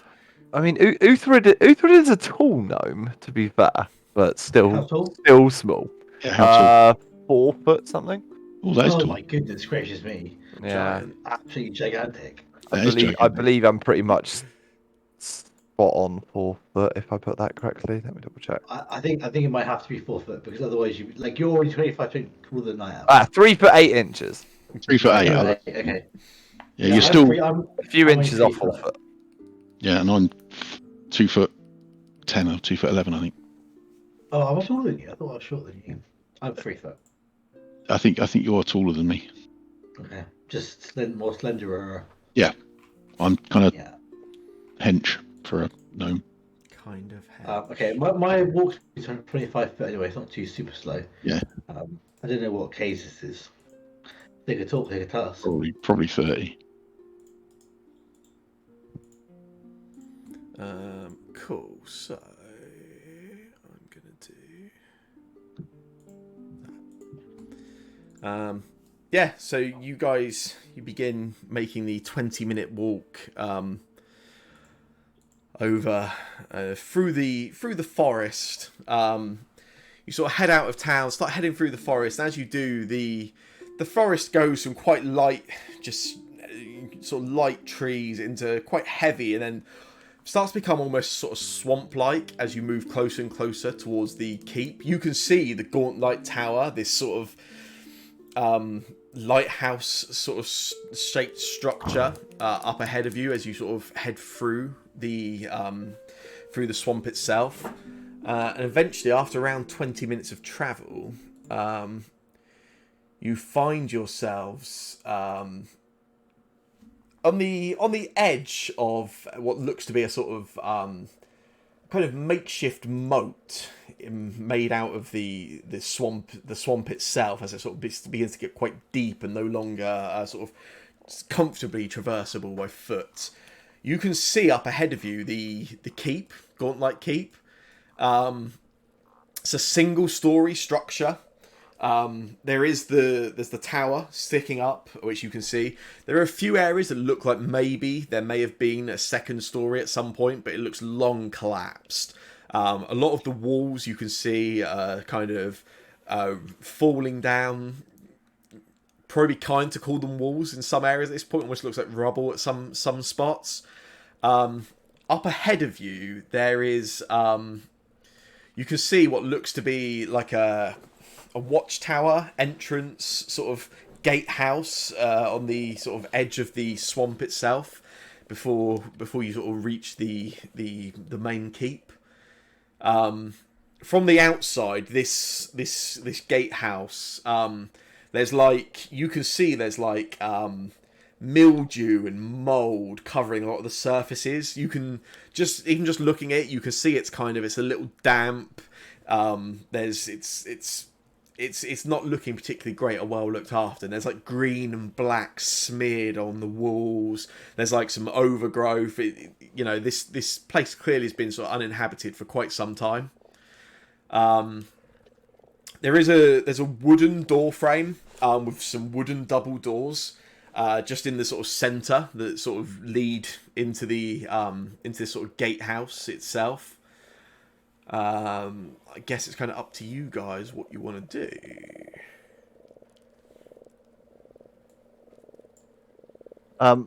First thing I do is put my hands on my face and make sure it's the right way around.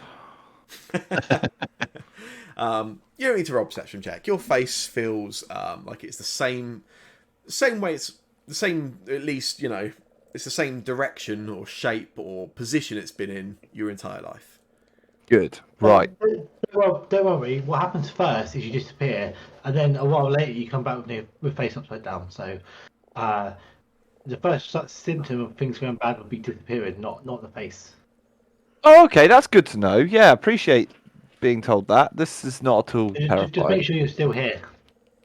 Not at all terrifying. So, Oh God. well, I would suggest that we should let's have a look around. Not listen to me.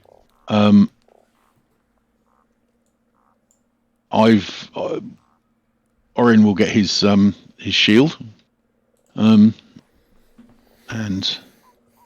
draw the short sword as well. I draw a rapier. Straight to weapons, Jesus. Well, you just did have it in case I need to slash some plants out the way. I'm not a fan of plants when they get in the way. Is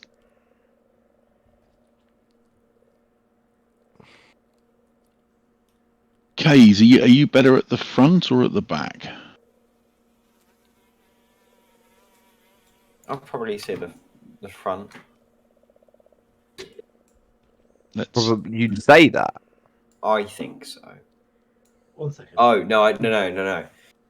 I don't say that. Never mind. I just realised what. Yeah, but you could just come and stand. You could go Yeah. stand there. I'm being mean. I'm sorry. Is everyone? Is there anything anyone wants to do beforehand? Anyone wants to prepare?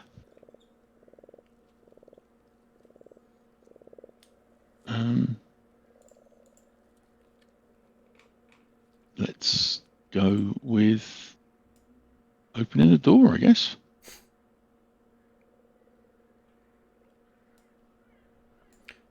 As a reminder, I know I talked about in session 0, I've doubled the size of these maps. So as soon as you see furniture, no jokes. First person to make a joke loses their hero point.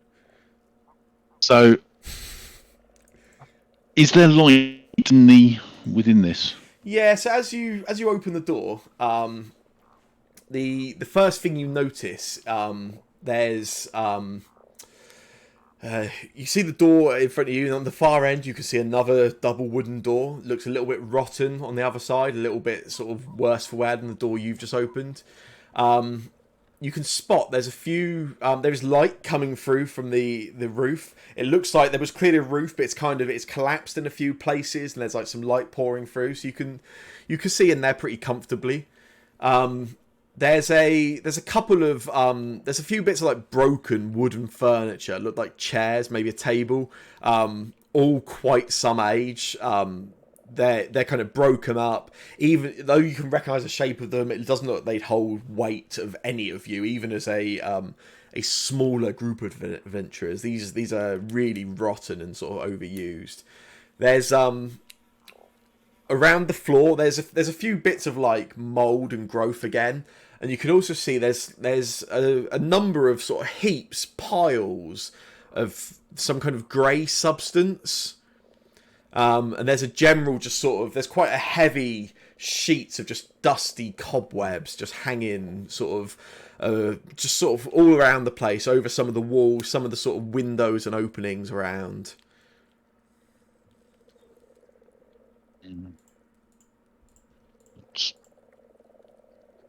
Look in and then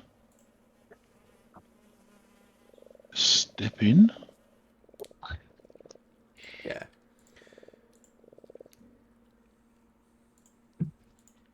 Looking around, advancing fairly slowly. Look back to see if the rest are following.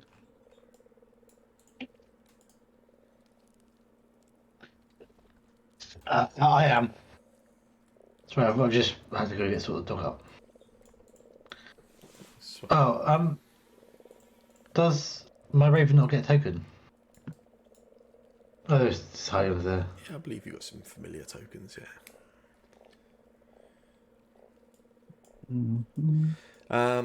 Yeah, as you all sort of step in, start having a look around it. As you sort of step in, you can see again like there's those mounds of grey material, and as you sort of step into the room, there's quite overpowering, like foul, rotten stench. Not just the swamp itself isn't the finest smelling location you've ever been to, but inside the room as well, there's this really overpowering foul smell.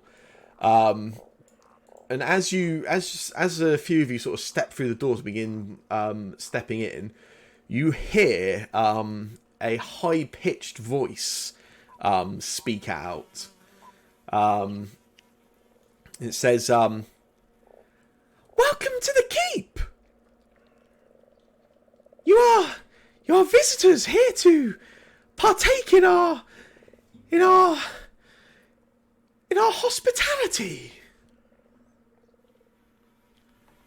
You sort of, all of you look around, looking to see the source of this sound. You don't see anything. It sounds like the voices coming from like above. It sounds like it's sort of coming down towards you. But as you look up, you can just see the sort of all of the sort of heavy cobwebs and the rafters up where the roof was. And the voice calls out again as soon as you look up and says, do not be scared. I am a pixie from the Feywild." Cool. "Oh, please be my guest and partake in some of my magic pixie mud." I'm going to cast shield. Sure. It said something. I don't know. Which I'm going to sort of raise above my head. It's literally just a sort of a glowing copy of my actual shield. Okay. Yep. And as you do, the voice calls out again. "There's no need for be alarmed. No need for defence. Please, have some of the magical pixie mud, and you'll be able to see me." So, standing in the middle, can I perceive anything? Can I see? You can make a seek action Oh, for yeah. me. I will do exactly that. A seek action. Yeah. Oh yeah, that's okay. The alphabet was letting me down. Create a template. 30-foot cone or 15-foot burst. 15-foot burst. Just look around you in general. That's fine. Yeah, I'm just there we go. Boom. Nice. Oh, it disappeared. Cool.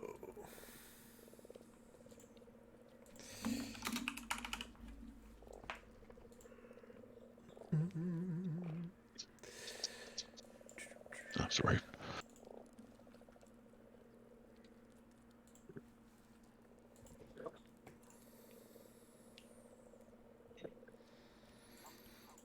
Nice.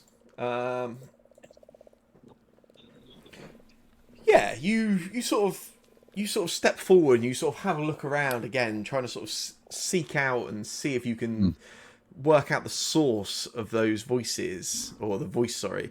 And you spot some movement actually in the rafters up above. In fact, you rolled pretty well. You spot three things.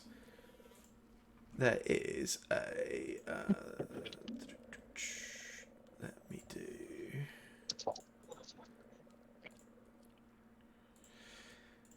there are 3 creatures you can see up above you. Don't look, Kays.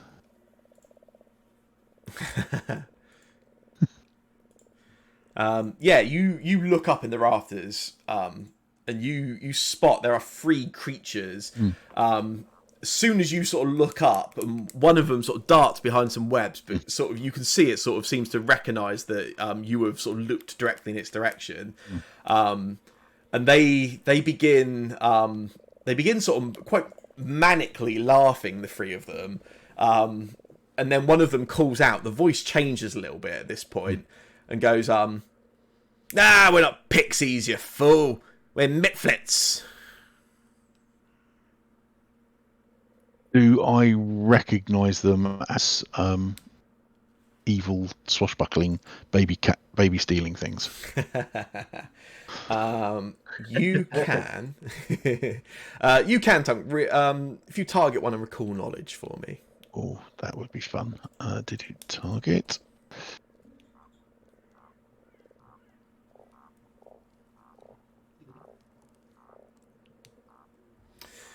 Nice.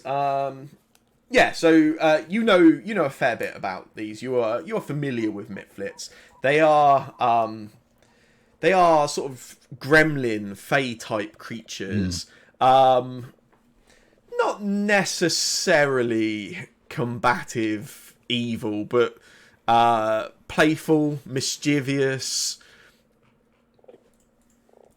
Can go either way. Certain mitflits can be relatively friendly. Also, just for their own weird fey-like amusement, can be pretty horrible, mean-spirited creatures. As fey, quite fond of a trick. And I guess, based off the strength of your recall knowledge, you can ask a question if you wish.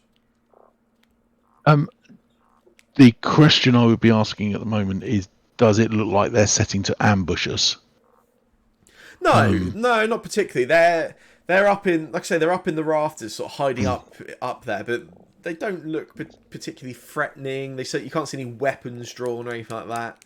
They just seem to be up there, kind of laughing at you and sort of almost teasing, really. You up there, come down and talk to us properly. We stay up here. We don't come down with you. Anyway, if we come down there, we'll get attacked. We won't attack you. It's not you we're scared of. We ain't scared of you. Look at you. You're What are barely taller than us. What are you scared of then?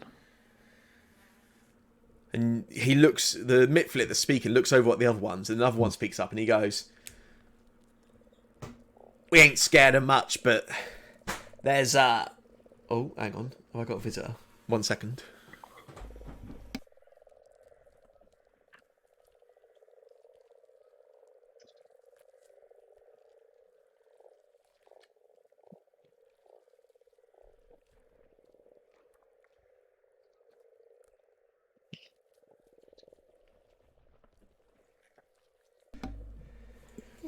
Yeah, we're not scared of you. The things that scare us, those mean bugs in the keep. You want to be careful. They trying to take over and get rid of us, they were. Where are they? Are they up that way? And I'll wave up towards the doors at the top of the map. Across the drawbridge in the keep itself. Horrible creatures, and well, best you be warned. You want to look out for the slurk as well. A slurk? What's a slurk? Horrible, evil, nasty little reptile. Lives in the swamp. Doesn't like having the waters disturbed. Well, bear that in mind. And I'll move forward a bit further. Before you do go, how about some pixie mud? They all start giggling and laughing. I think we're good for pixie mug, thank you. I What is actually. it? Yeah, go ahead. It's pixie mud. slayed some pixies for it. What does it do? Well, that would be telling, but maybe if you wanted to have a little taste, you could see for yourselves. Being invisible might be pretty handy if you're going into the keep. Oh, yes, please. Hang on a minute. Bunk, wasn't it? That's your name, right? I've remembered Yep. that, haven't I? Yeah. Bunk. What did you say was the first step in what would happen before your face turned upside down and you died? Here. What does it mean if you go invisible? Disappear. Yeah, don't If Don't I do find it. this mud, will my face go upside down? I think it would, yeah. Why don't you try it and No, see? No, thank you. don't do it, Bunk. Are you scared? Of having your face turn upside down? I know what happens when your face turns upside down.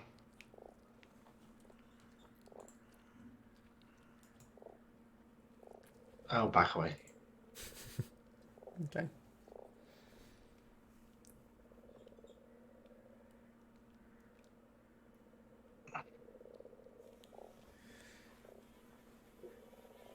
Well, don't say we didn't warn you about the keep. Definitely been warned. Can I get everyone to make a secret perception check for me, quick?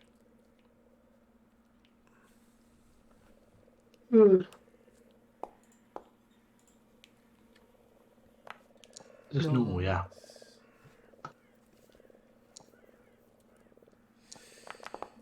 Nice.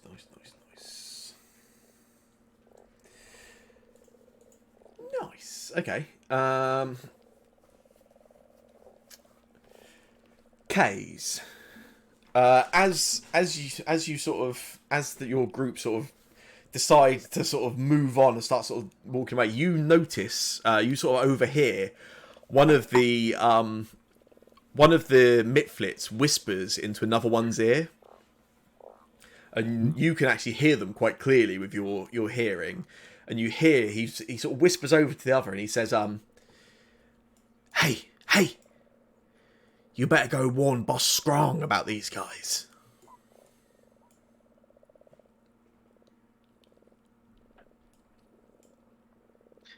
Who heard that?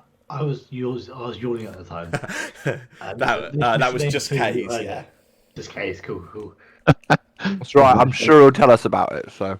Kays points at the ones on the ceiling, like the ones that said that, and then says, like, tries to make a face, tries to act out. Winterberry would just give him a thumbs up and continue walking past. Has the penny dropped for Cormac how hard it's going to be to play a new character? He decided this. I'll find a way. Yeah, absolutely. And then points, like, they keep, like, trying to signal that they're going to do something bad. Yeah, there are pixies up there. Are they... Kays, are they up to no good? They nod, like, frantically. Making trouble in the neighbourhood. Yes. They nod.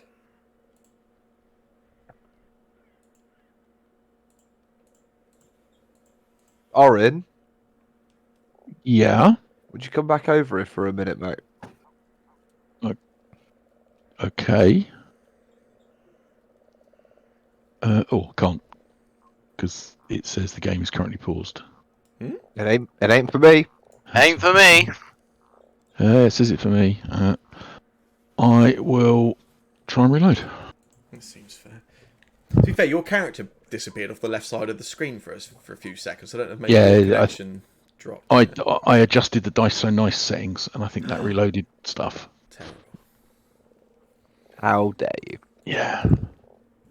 It's now apparently loading. Come on, load. It's coming back.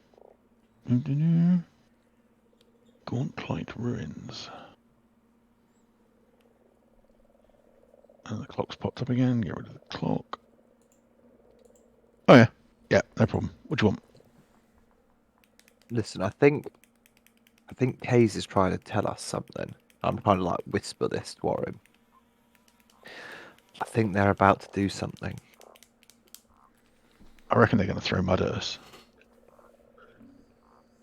I don't know how I feel about that. This jacket was quite expensive. Let's just get out of their way. Come on, let's just go. Hayes, should we just go? They shrug. Okay. Yeah.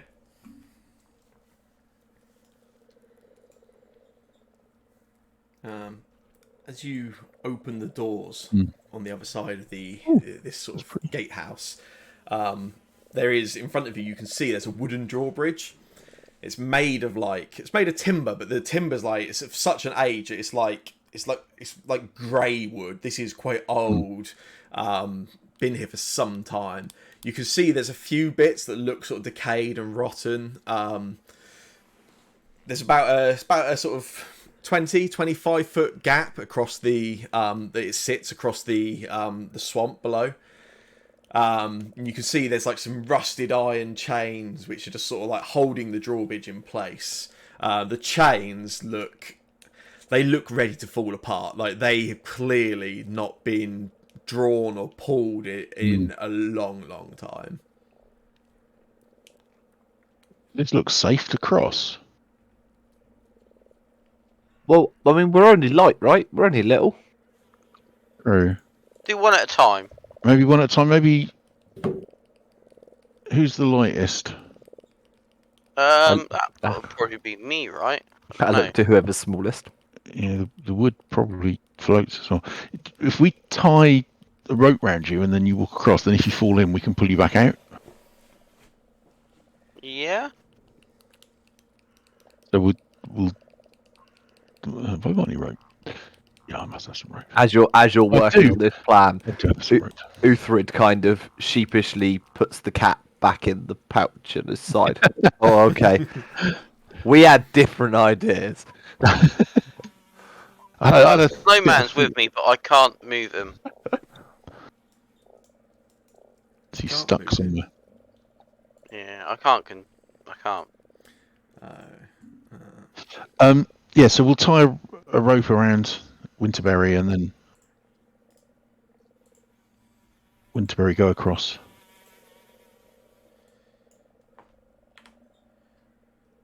Does it seem safe? No, because the game paused.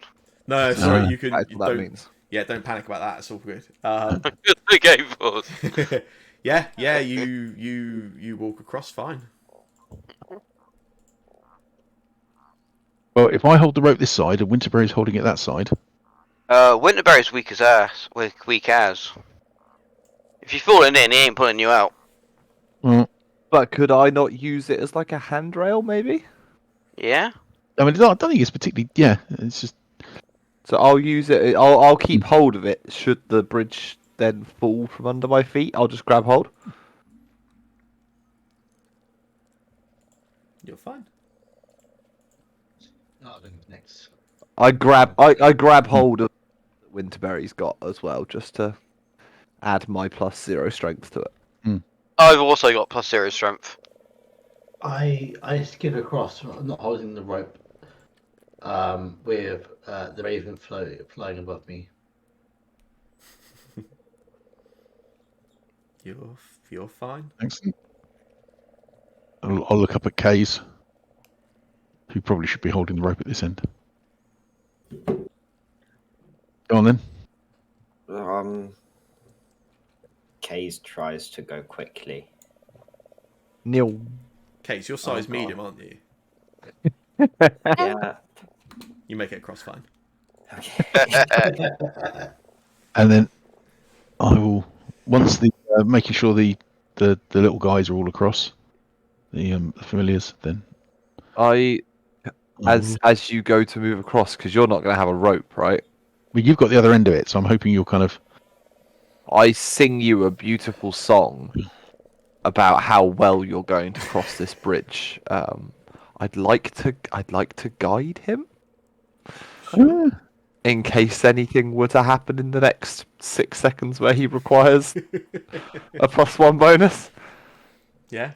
Yeah. I do like an impromptu like slam poetry kind of thing. It's weird, but it works. You guide away. Yeah, Oren, you make it across fine as well. I also, because I am a generous but also not entirely perfect GM, forgot to award you XP for getting past the encounter of those 3 mitflits. Just because you did not kill them does not mean you didn't get past that encounter. So there is 60 XP. Ooh, Wait, look at this! Fucking hell! DM, Hello. how good is his song / performance? I don't know. Make a performance check for us, Ufrid. Oh bloody hell! How well do cats help with slam poetry? You tell me. It's your cat. He scratches at the side of the bag to make a beat, so a backing track. Cool. shiny. Best, I'll be honest. It's probably a good thing that you weren't at too much threat, Oren. Yeah. maybe leave the guidance to the gods. Yeah, it's free for the bards. You know what? They're not always hits. Why I'm here. Got to learn new things. We got across that, okay. Yeah. So next, So we'll have some XP for crossing the bridge. Yeah, yeah. how this works, So right? this- oh golly, that's a big room.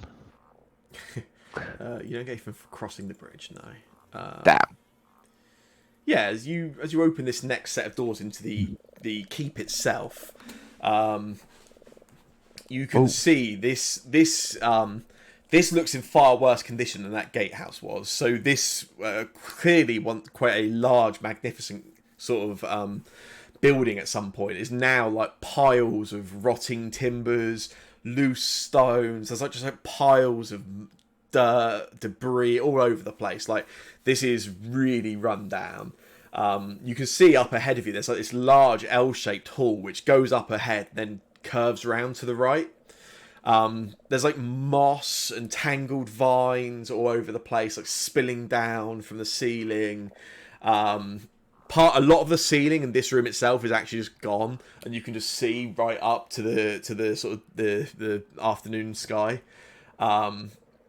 You can see on the sort of right hand side, about halfway up this corridor, there's a stairway that sort of leads upwards, and you can see it just leads up to an empty hole and basically just goes straight up to nothingness.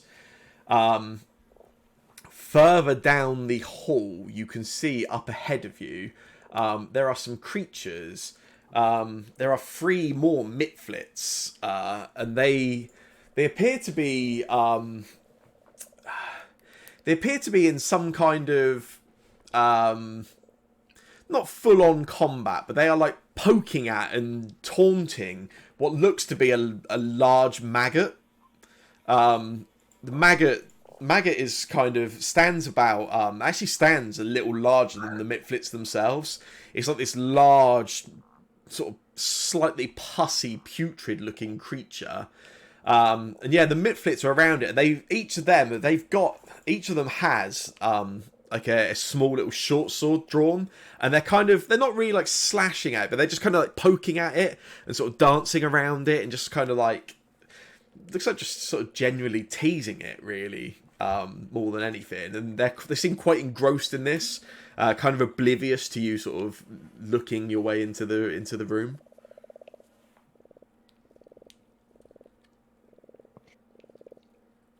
Coming a bit further, and then looking back at the others coming through the door. I'll then look round and again pulling myself up to my full height. I will shout, "Oi! What are you doing?" Yeah, as you call out, I'll bring you into the room as well, Case.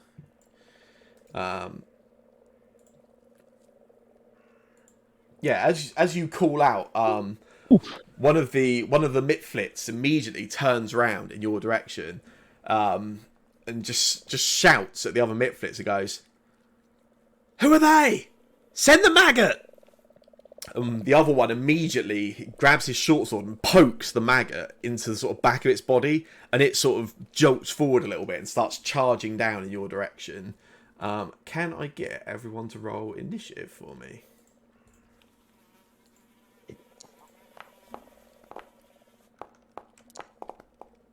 Yes, you can.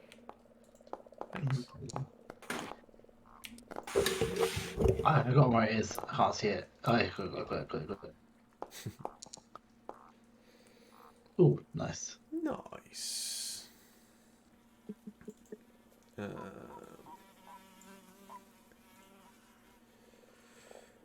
Bunk, you are top of initiative. Yeah. Not great. I don't really want to be top of initiative. You can You can always delay. Yeah, so you can delay, which just takes you out of initiative, and then at the end of any creature's turn, you can just say, "I drop into initiative."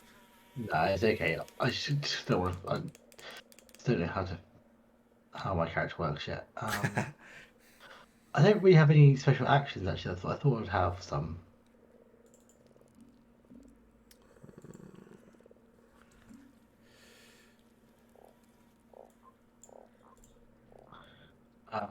Like my wand. How does my wand work? I can't even remember. What the fling magic thing? Yeah. It's been so long. I don't ignore that. I was trying to find any of my abilities. Whereas, oh, it's right here. Sorry, oh, there.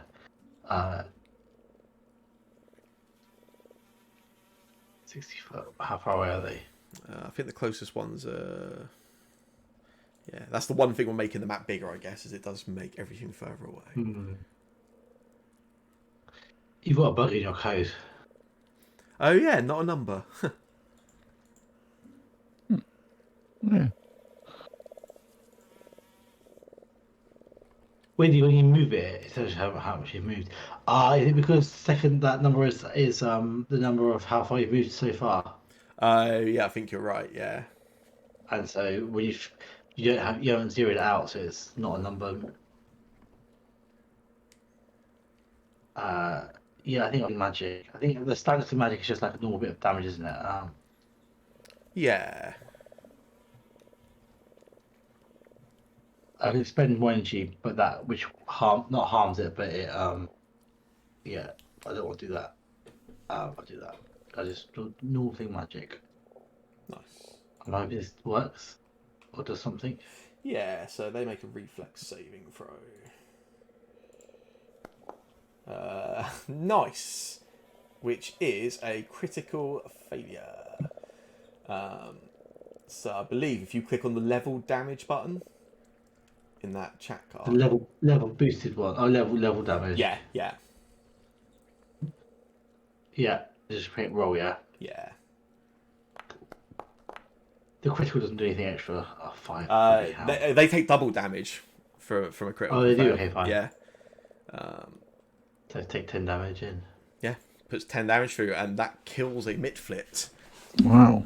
Well, it's 5 damage, isn't it? Yeah. So I throw a small fireball.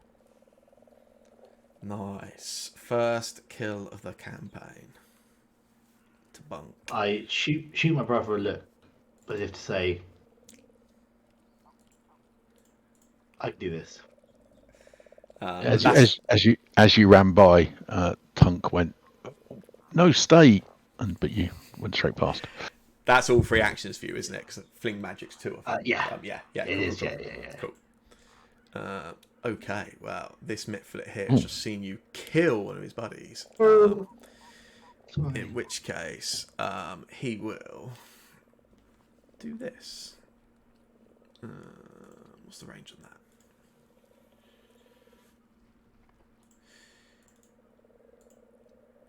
that? Yeah, this Mitflit will move down to here.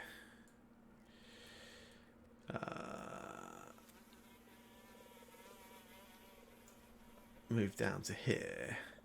And then with his last action, he will swap his short sword. And you see he pulls out what looks like a little dart gun.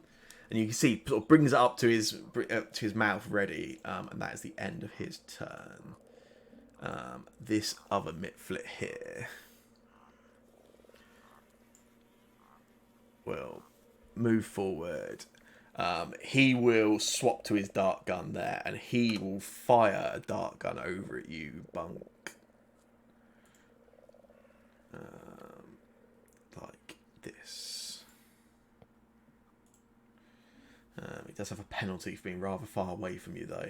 Yeah, you see, there's a little dart spits out of this dart gun, just goes past you, misses.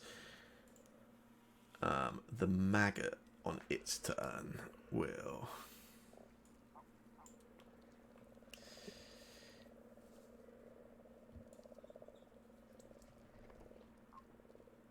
Yeah, the maggot just starts sort of crawling its way down, in just beeline straight down towards you, Bunk. And that is all three of its actions. Ufrid. That's me. Hello. There's some things. Now, when I see this delightful mixture of creatures, I fear there's only really one thing that the sensible bard could ever do. So I will start playing my lute, obviously. And I'm going to really just instill some courage in my newfound friends and play a courageous anthem. It told me to put down a thing. I don't really know why.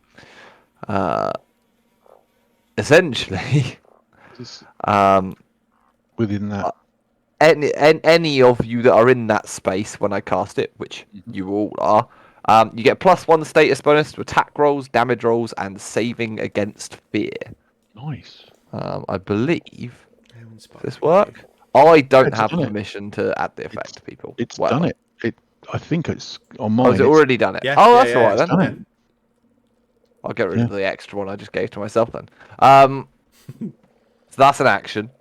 Second action, I will move 25 feet to here. Yeah. And third action, because I should probably do 3 things, I am going to cast another spell on my new best friend, Orin. And I'm going to attempt to guide you again. lovely. Name's Tunk. Orin. My good friend, Orin. Nice. No, I'm not. No. Why not? He's immune to it because I've I'm already done immune it to him for now, before. yeah. Ah. I give the fox guidance. Nice. Have guidance. There you go. Consider yourself guided, Fox. You're also now immune to guidance. Orin. Orin is going to run forward.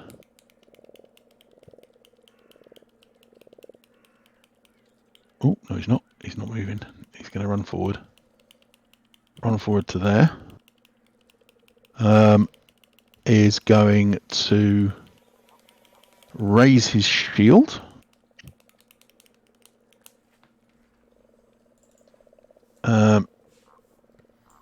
And is so that's 2 actions. So third action, I think, will be an attempt to demoralize.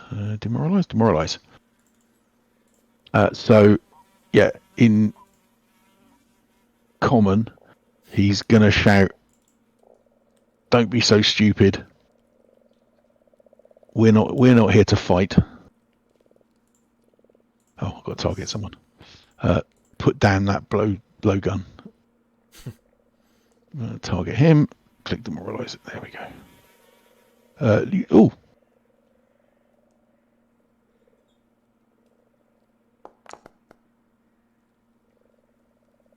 Nice. Yeah, he becomes frightened of you.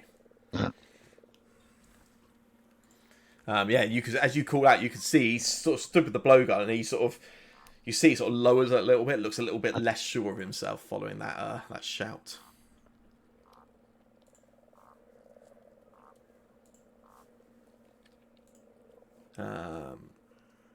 Oh, who just got rid of that token? That I got rid of my massive emanation. that's got rid of everyone's bonuses, by the way. The bonuses came from that. I realised after I'd done it, but I also realised both the emanation and guidance both have the concentrate trait. I don't know whether that means I can only do one at a time, like in 5th edition or not. No, you're absolutely fine. You can concentrate on multiple things. I'm gonna put it back down again. Yeah, no, you have no limit to your concentration. Have some stuff back. In that case, it's your turn, Winterberry. He's gonna walk forward a little bit.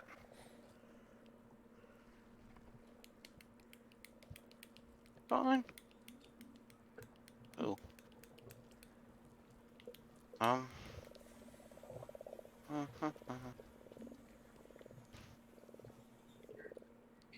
I see a door there. I don't want to be stood near a door. I'm gonna step back 5. So 20 and 5. And I'm gonna shoot at him with my sling. Sure. Pretty sure it's already loaded.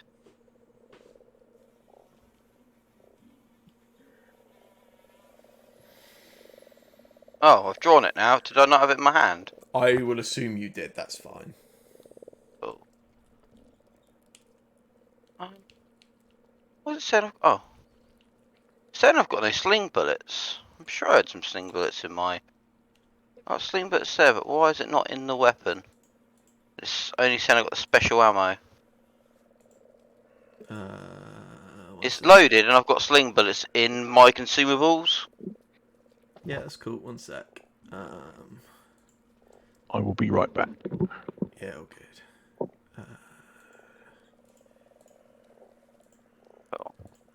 There you go. Oh, it was just the normal bullets I was using. Yeah. Oof. Nice. Yeah, take a shot with the sling, not a slot with a shing, and that misses, unfortunately. Okay, and I'm gonna do a recall knowledge on the big maggot. Nice, yeah. Target it and go for it.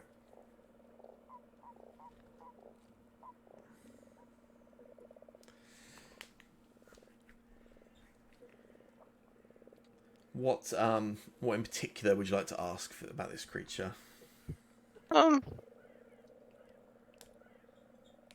Winterberry's only seen smaller maggots, so he's just he can only think of small maggots. He's just wondering what sort of attacks it does. That's cool. Yeah, you take a look over it. But yeah, you don't. Pretty hard to know looking at. I mean, you know what a small maggot is like, but you've never seen a maggot this sort of size, and yeah, nothing you really recall or know. That's my go down. I moved, shot, thinged. Oh, good, Mr. K's.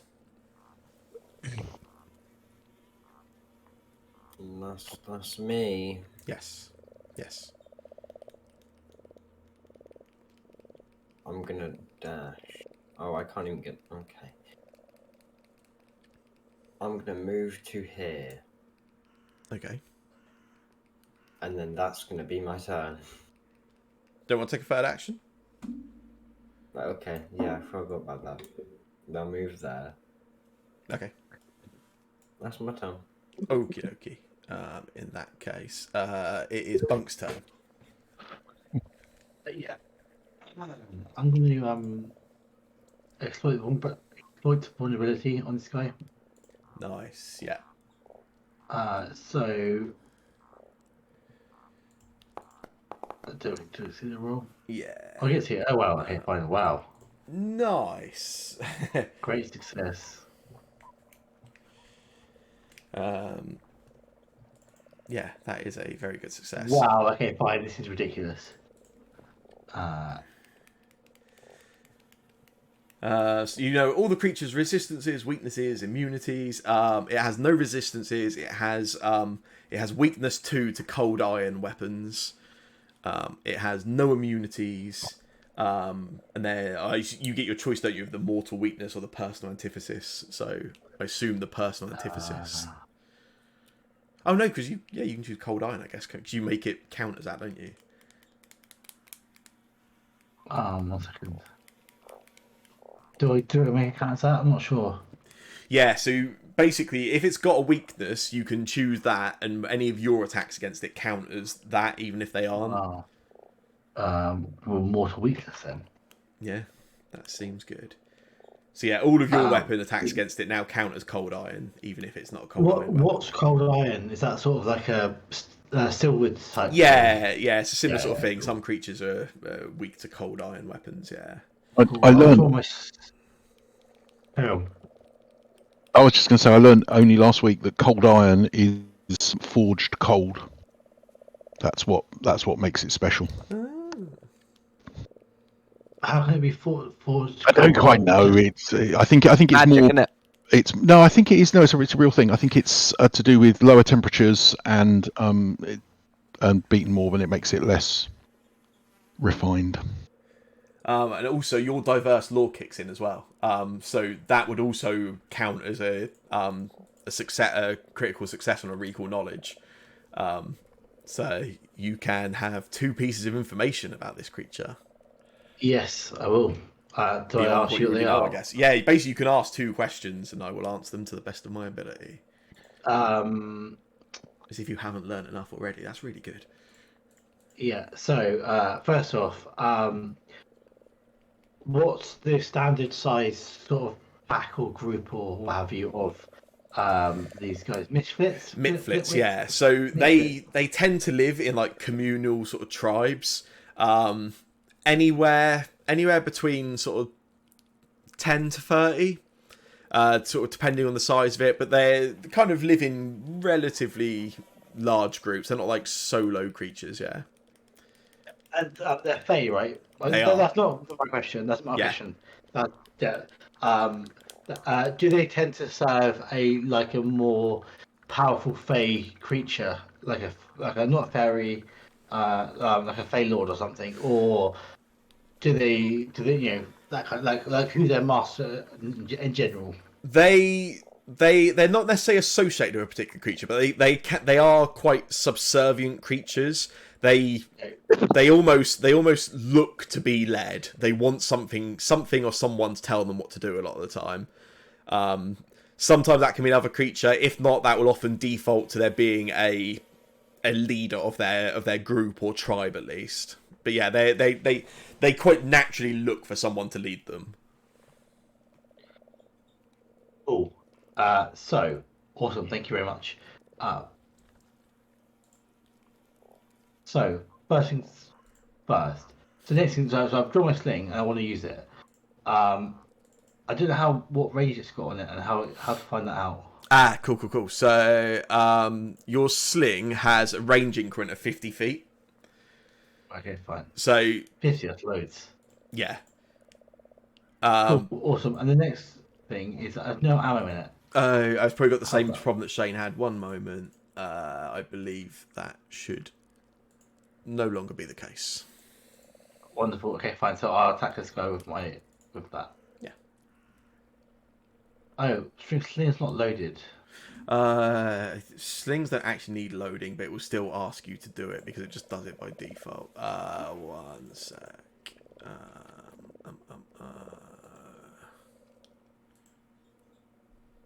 There you go. Wonderful.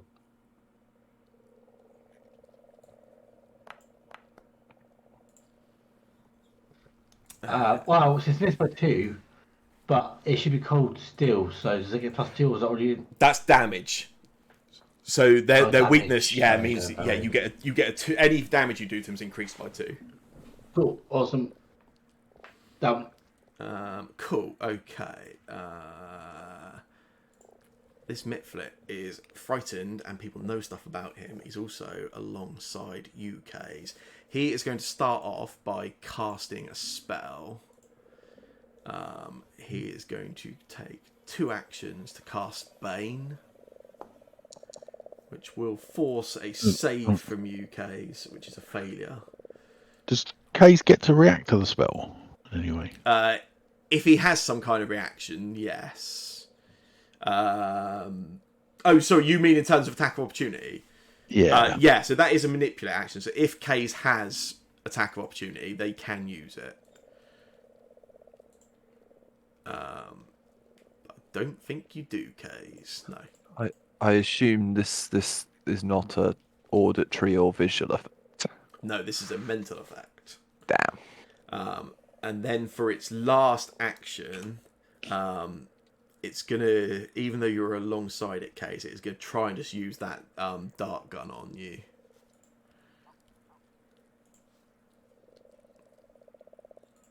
Oh, that's a hit.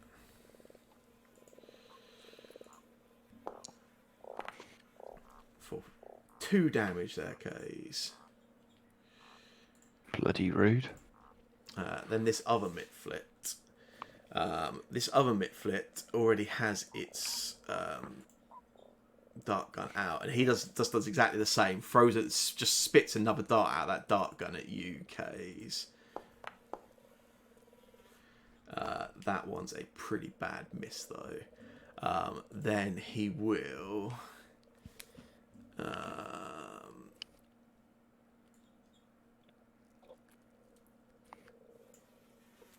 He'll take another one at UK's.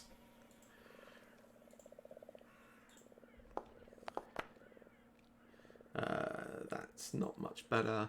And then as his last action, he ducks down behind what part of the staircase it is still there and attempts to hide from the rest of your party. And we'll do this.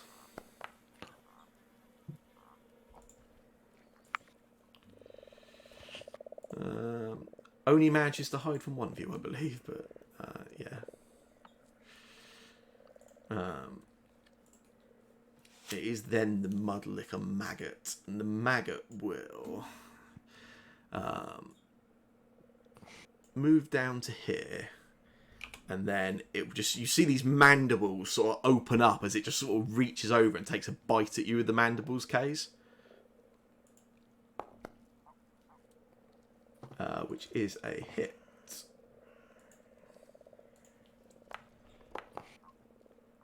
It hits you for 8 piercing damage, Case. Well, good news. You won't have to play a mute character for long, I guess. And then as its last action, because it hit you with that, it is going to attempt to grab you. Oh, Case can be eaten.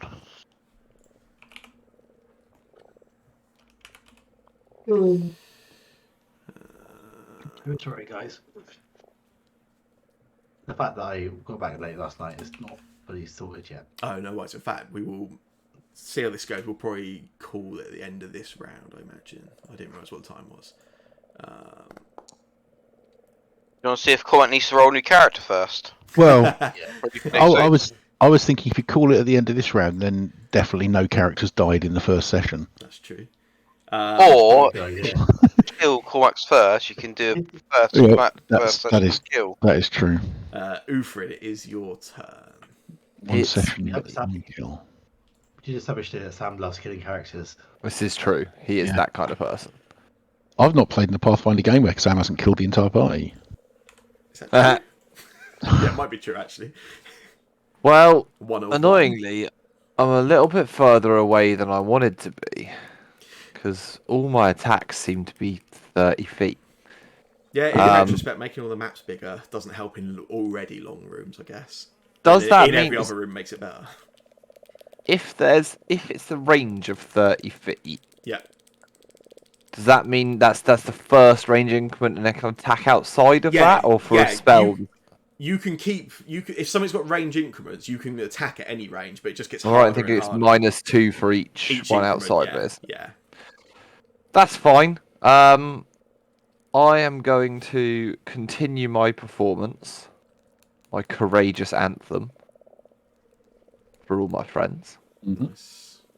And then I am going to go ahead and cast. I'm going to cast a phase bolt. Oh yeah. Is that the one that's now looking like a void? He's actually hidden, or is he just taken cover? He has attempt to hide it. If you can see him still, then I can see a token, but it's got no image on it. in which case he is hidden from you. You know Yeah. he's in that space and you can attack him, but he gets a But bonus. Yeah. So I will instead attack this one because if I use phase bolt, the normal cover benefit it would get from shield or cover is reduced by 2. Nice. Apparently, Roll an attack. it's not great. I'll be honest. It's not great. It's a miss. Fuck it. I'll use my hero point. Yeah, go for it. You might as well. The session is ending. Nice. Yeah, that was a hit. You can roll damage. Like that. Hero points. Nice. 6 damage through on that flip. Rubbish damage rolls. That's me done. I can't do anything else. Okay. Orin. Orin is going to run forward next to Kays, who seems to be suffering a little bit. Oh, no, I'm not. That stupid bloody thing. Right. Run forward to there. Then with short sword, going to target that maggot and hit it. Sure.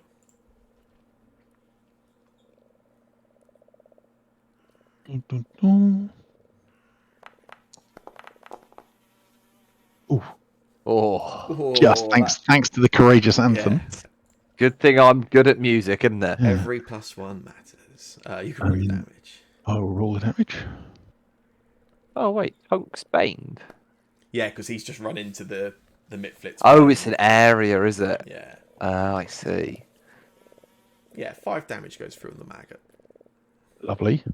And then I will raise my shield again. Okay, cool.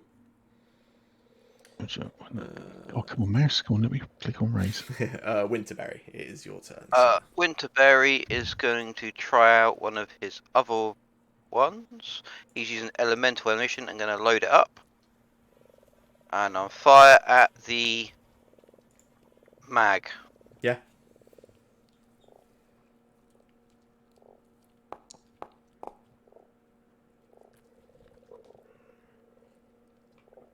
You have a hero point You do have a hero point.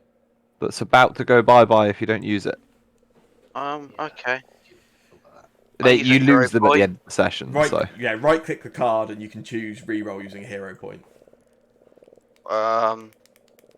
Where do I do it? On the chat card for the attack.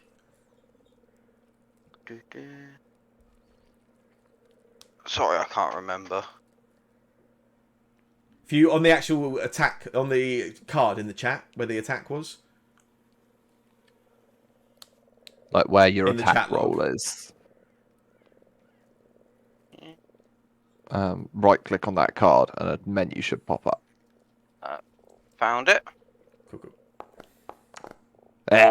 Much better. That looks better. Nice. Nice. Yeah, roll for damage.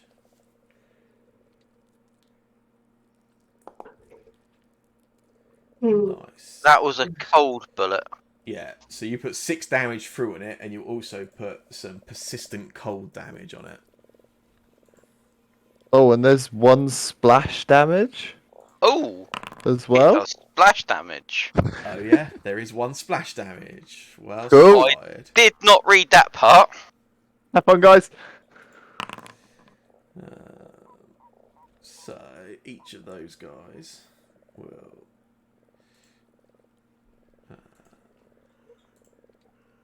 Ouch. take a splash damage. I did loads of damage. Yeah. Yeah. Okay, maybe those bullets ain't so good to use. I never realised they did splash damage. No, they're great. We're all learning. It's good. You put damage on 4 different things with one attack. That's good. That is good. Half of them are your friends, but And I will reload a normal bullet this time. sure.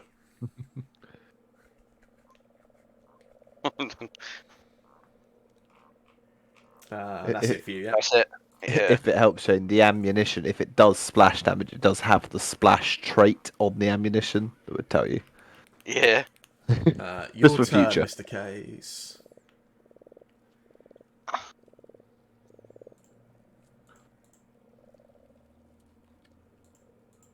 There's quite a lot of things here. Yeah. Kill some of them, it's fine. Okay, I'm going to. How do I do my thingy majiggy? Swashbuckle them. Your I'm gonna thingy-majiggy. try. Where's my thingy majiggy? No. You trying to get panache? Yeah. You get panache via distract. Faint. It's a Fainting. Oh yeah, it's a feint for you. Yeah. So yeah, if you feint them, you get panache, which then turns all your bonuses on you. Where's the faint movement thing? Yeah. Got it? Am I blind? I can't find it. What, feint? Yeah. If you target whoever you want to feint, Okay. and then there's 2 ways you can get it. You can either use the basic action macro, or if you hover over your character, it will be under the skills tab. Whichever one is easier for you. I think the basic action macro might be nicer in general, but yeah.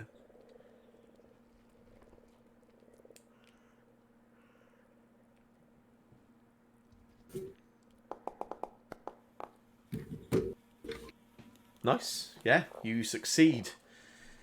You gain panache. And yeah. Okay. And then I'm going to attack it, but just regularly. Mm-hmm. Actually, no, I'm gonna finisher it. You can use your confident finisher, yeah? Yeah.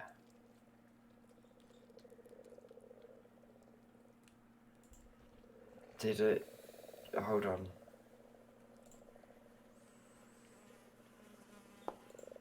Oh. That is a miss. But Hero point. there are hero points around. Okay, I'll use my hero point. Lovely. Yeah! Oh, I accidentally just gave my. Oh, I accidentally. Oh. How do I do it? Right click on the chat card and choose reroll with hero point.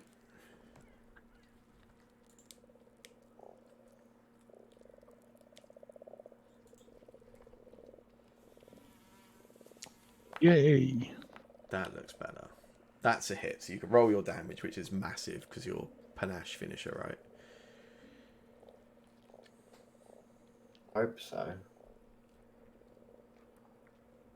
Ooh, Oh, wow. a lot of dice, Yeah. but wasn't a lot of numbers. 8 is enough to kill that Mitflit. Whoa. You've still got an action left, Kays, but you can't make any more attacks because that was a finisher. Can I panache? Can I try and get panache from the other thing? Yeah, you can try and feint it, yeah?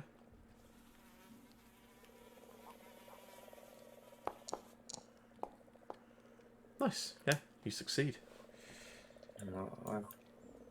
It for next time then, I guess. So yeah, we'll pick up at the start of the next round, next session, I guess. Nobody died in session 1. You've killed 2 things. You've gained XP twice, and I think there was some fun roleplay, so I'm gonna call that a win. Yeah, Yeah, I enjoyed that. That was That was pretty good. fun. Cool, nice. excellent. And I guess if you want to help each other, maybe someone shouts out a 20-minute warning to remind people about hero points at the end. I don't know. It's up to you guys. Yeah. Set a timer. Yeah, that's good. Probably. Yeah. Can we have a hero point alarm that just appears on the screen? Yeah, that's Yeah, quite good. whenever we're near 10 p.m. Yeah, I'll Yeah, sort something out. Followed shortly by instructions for call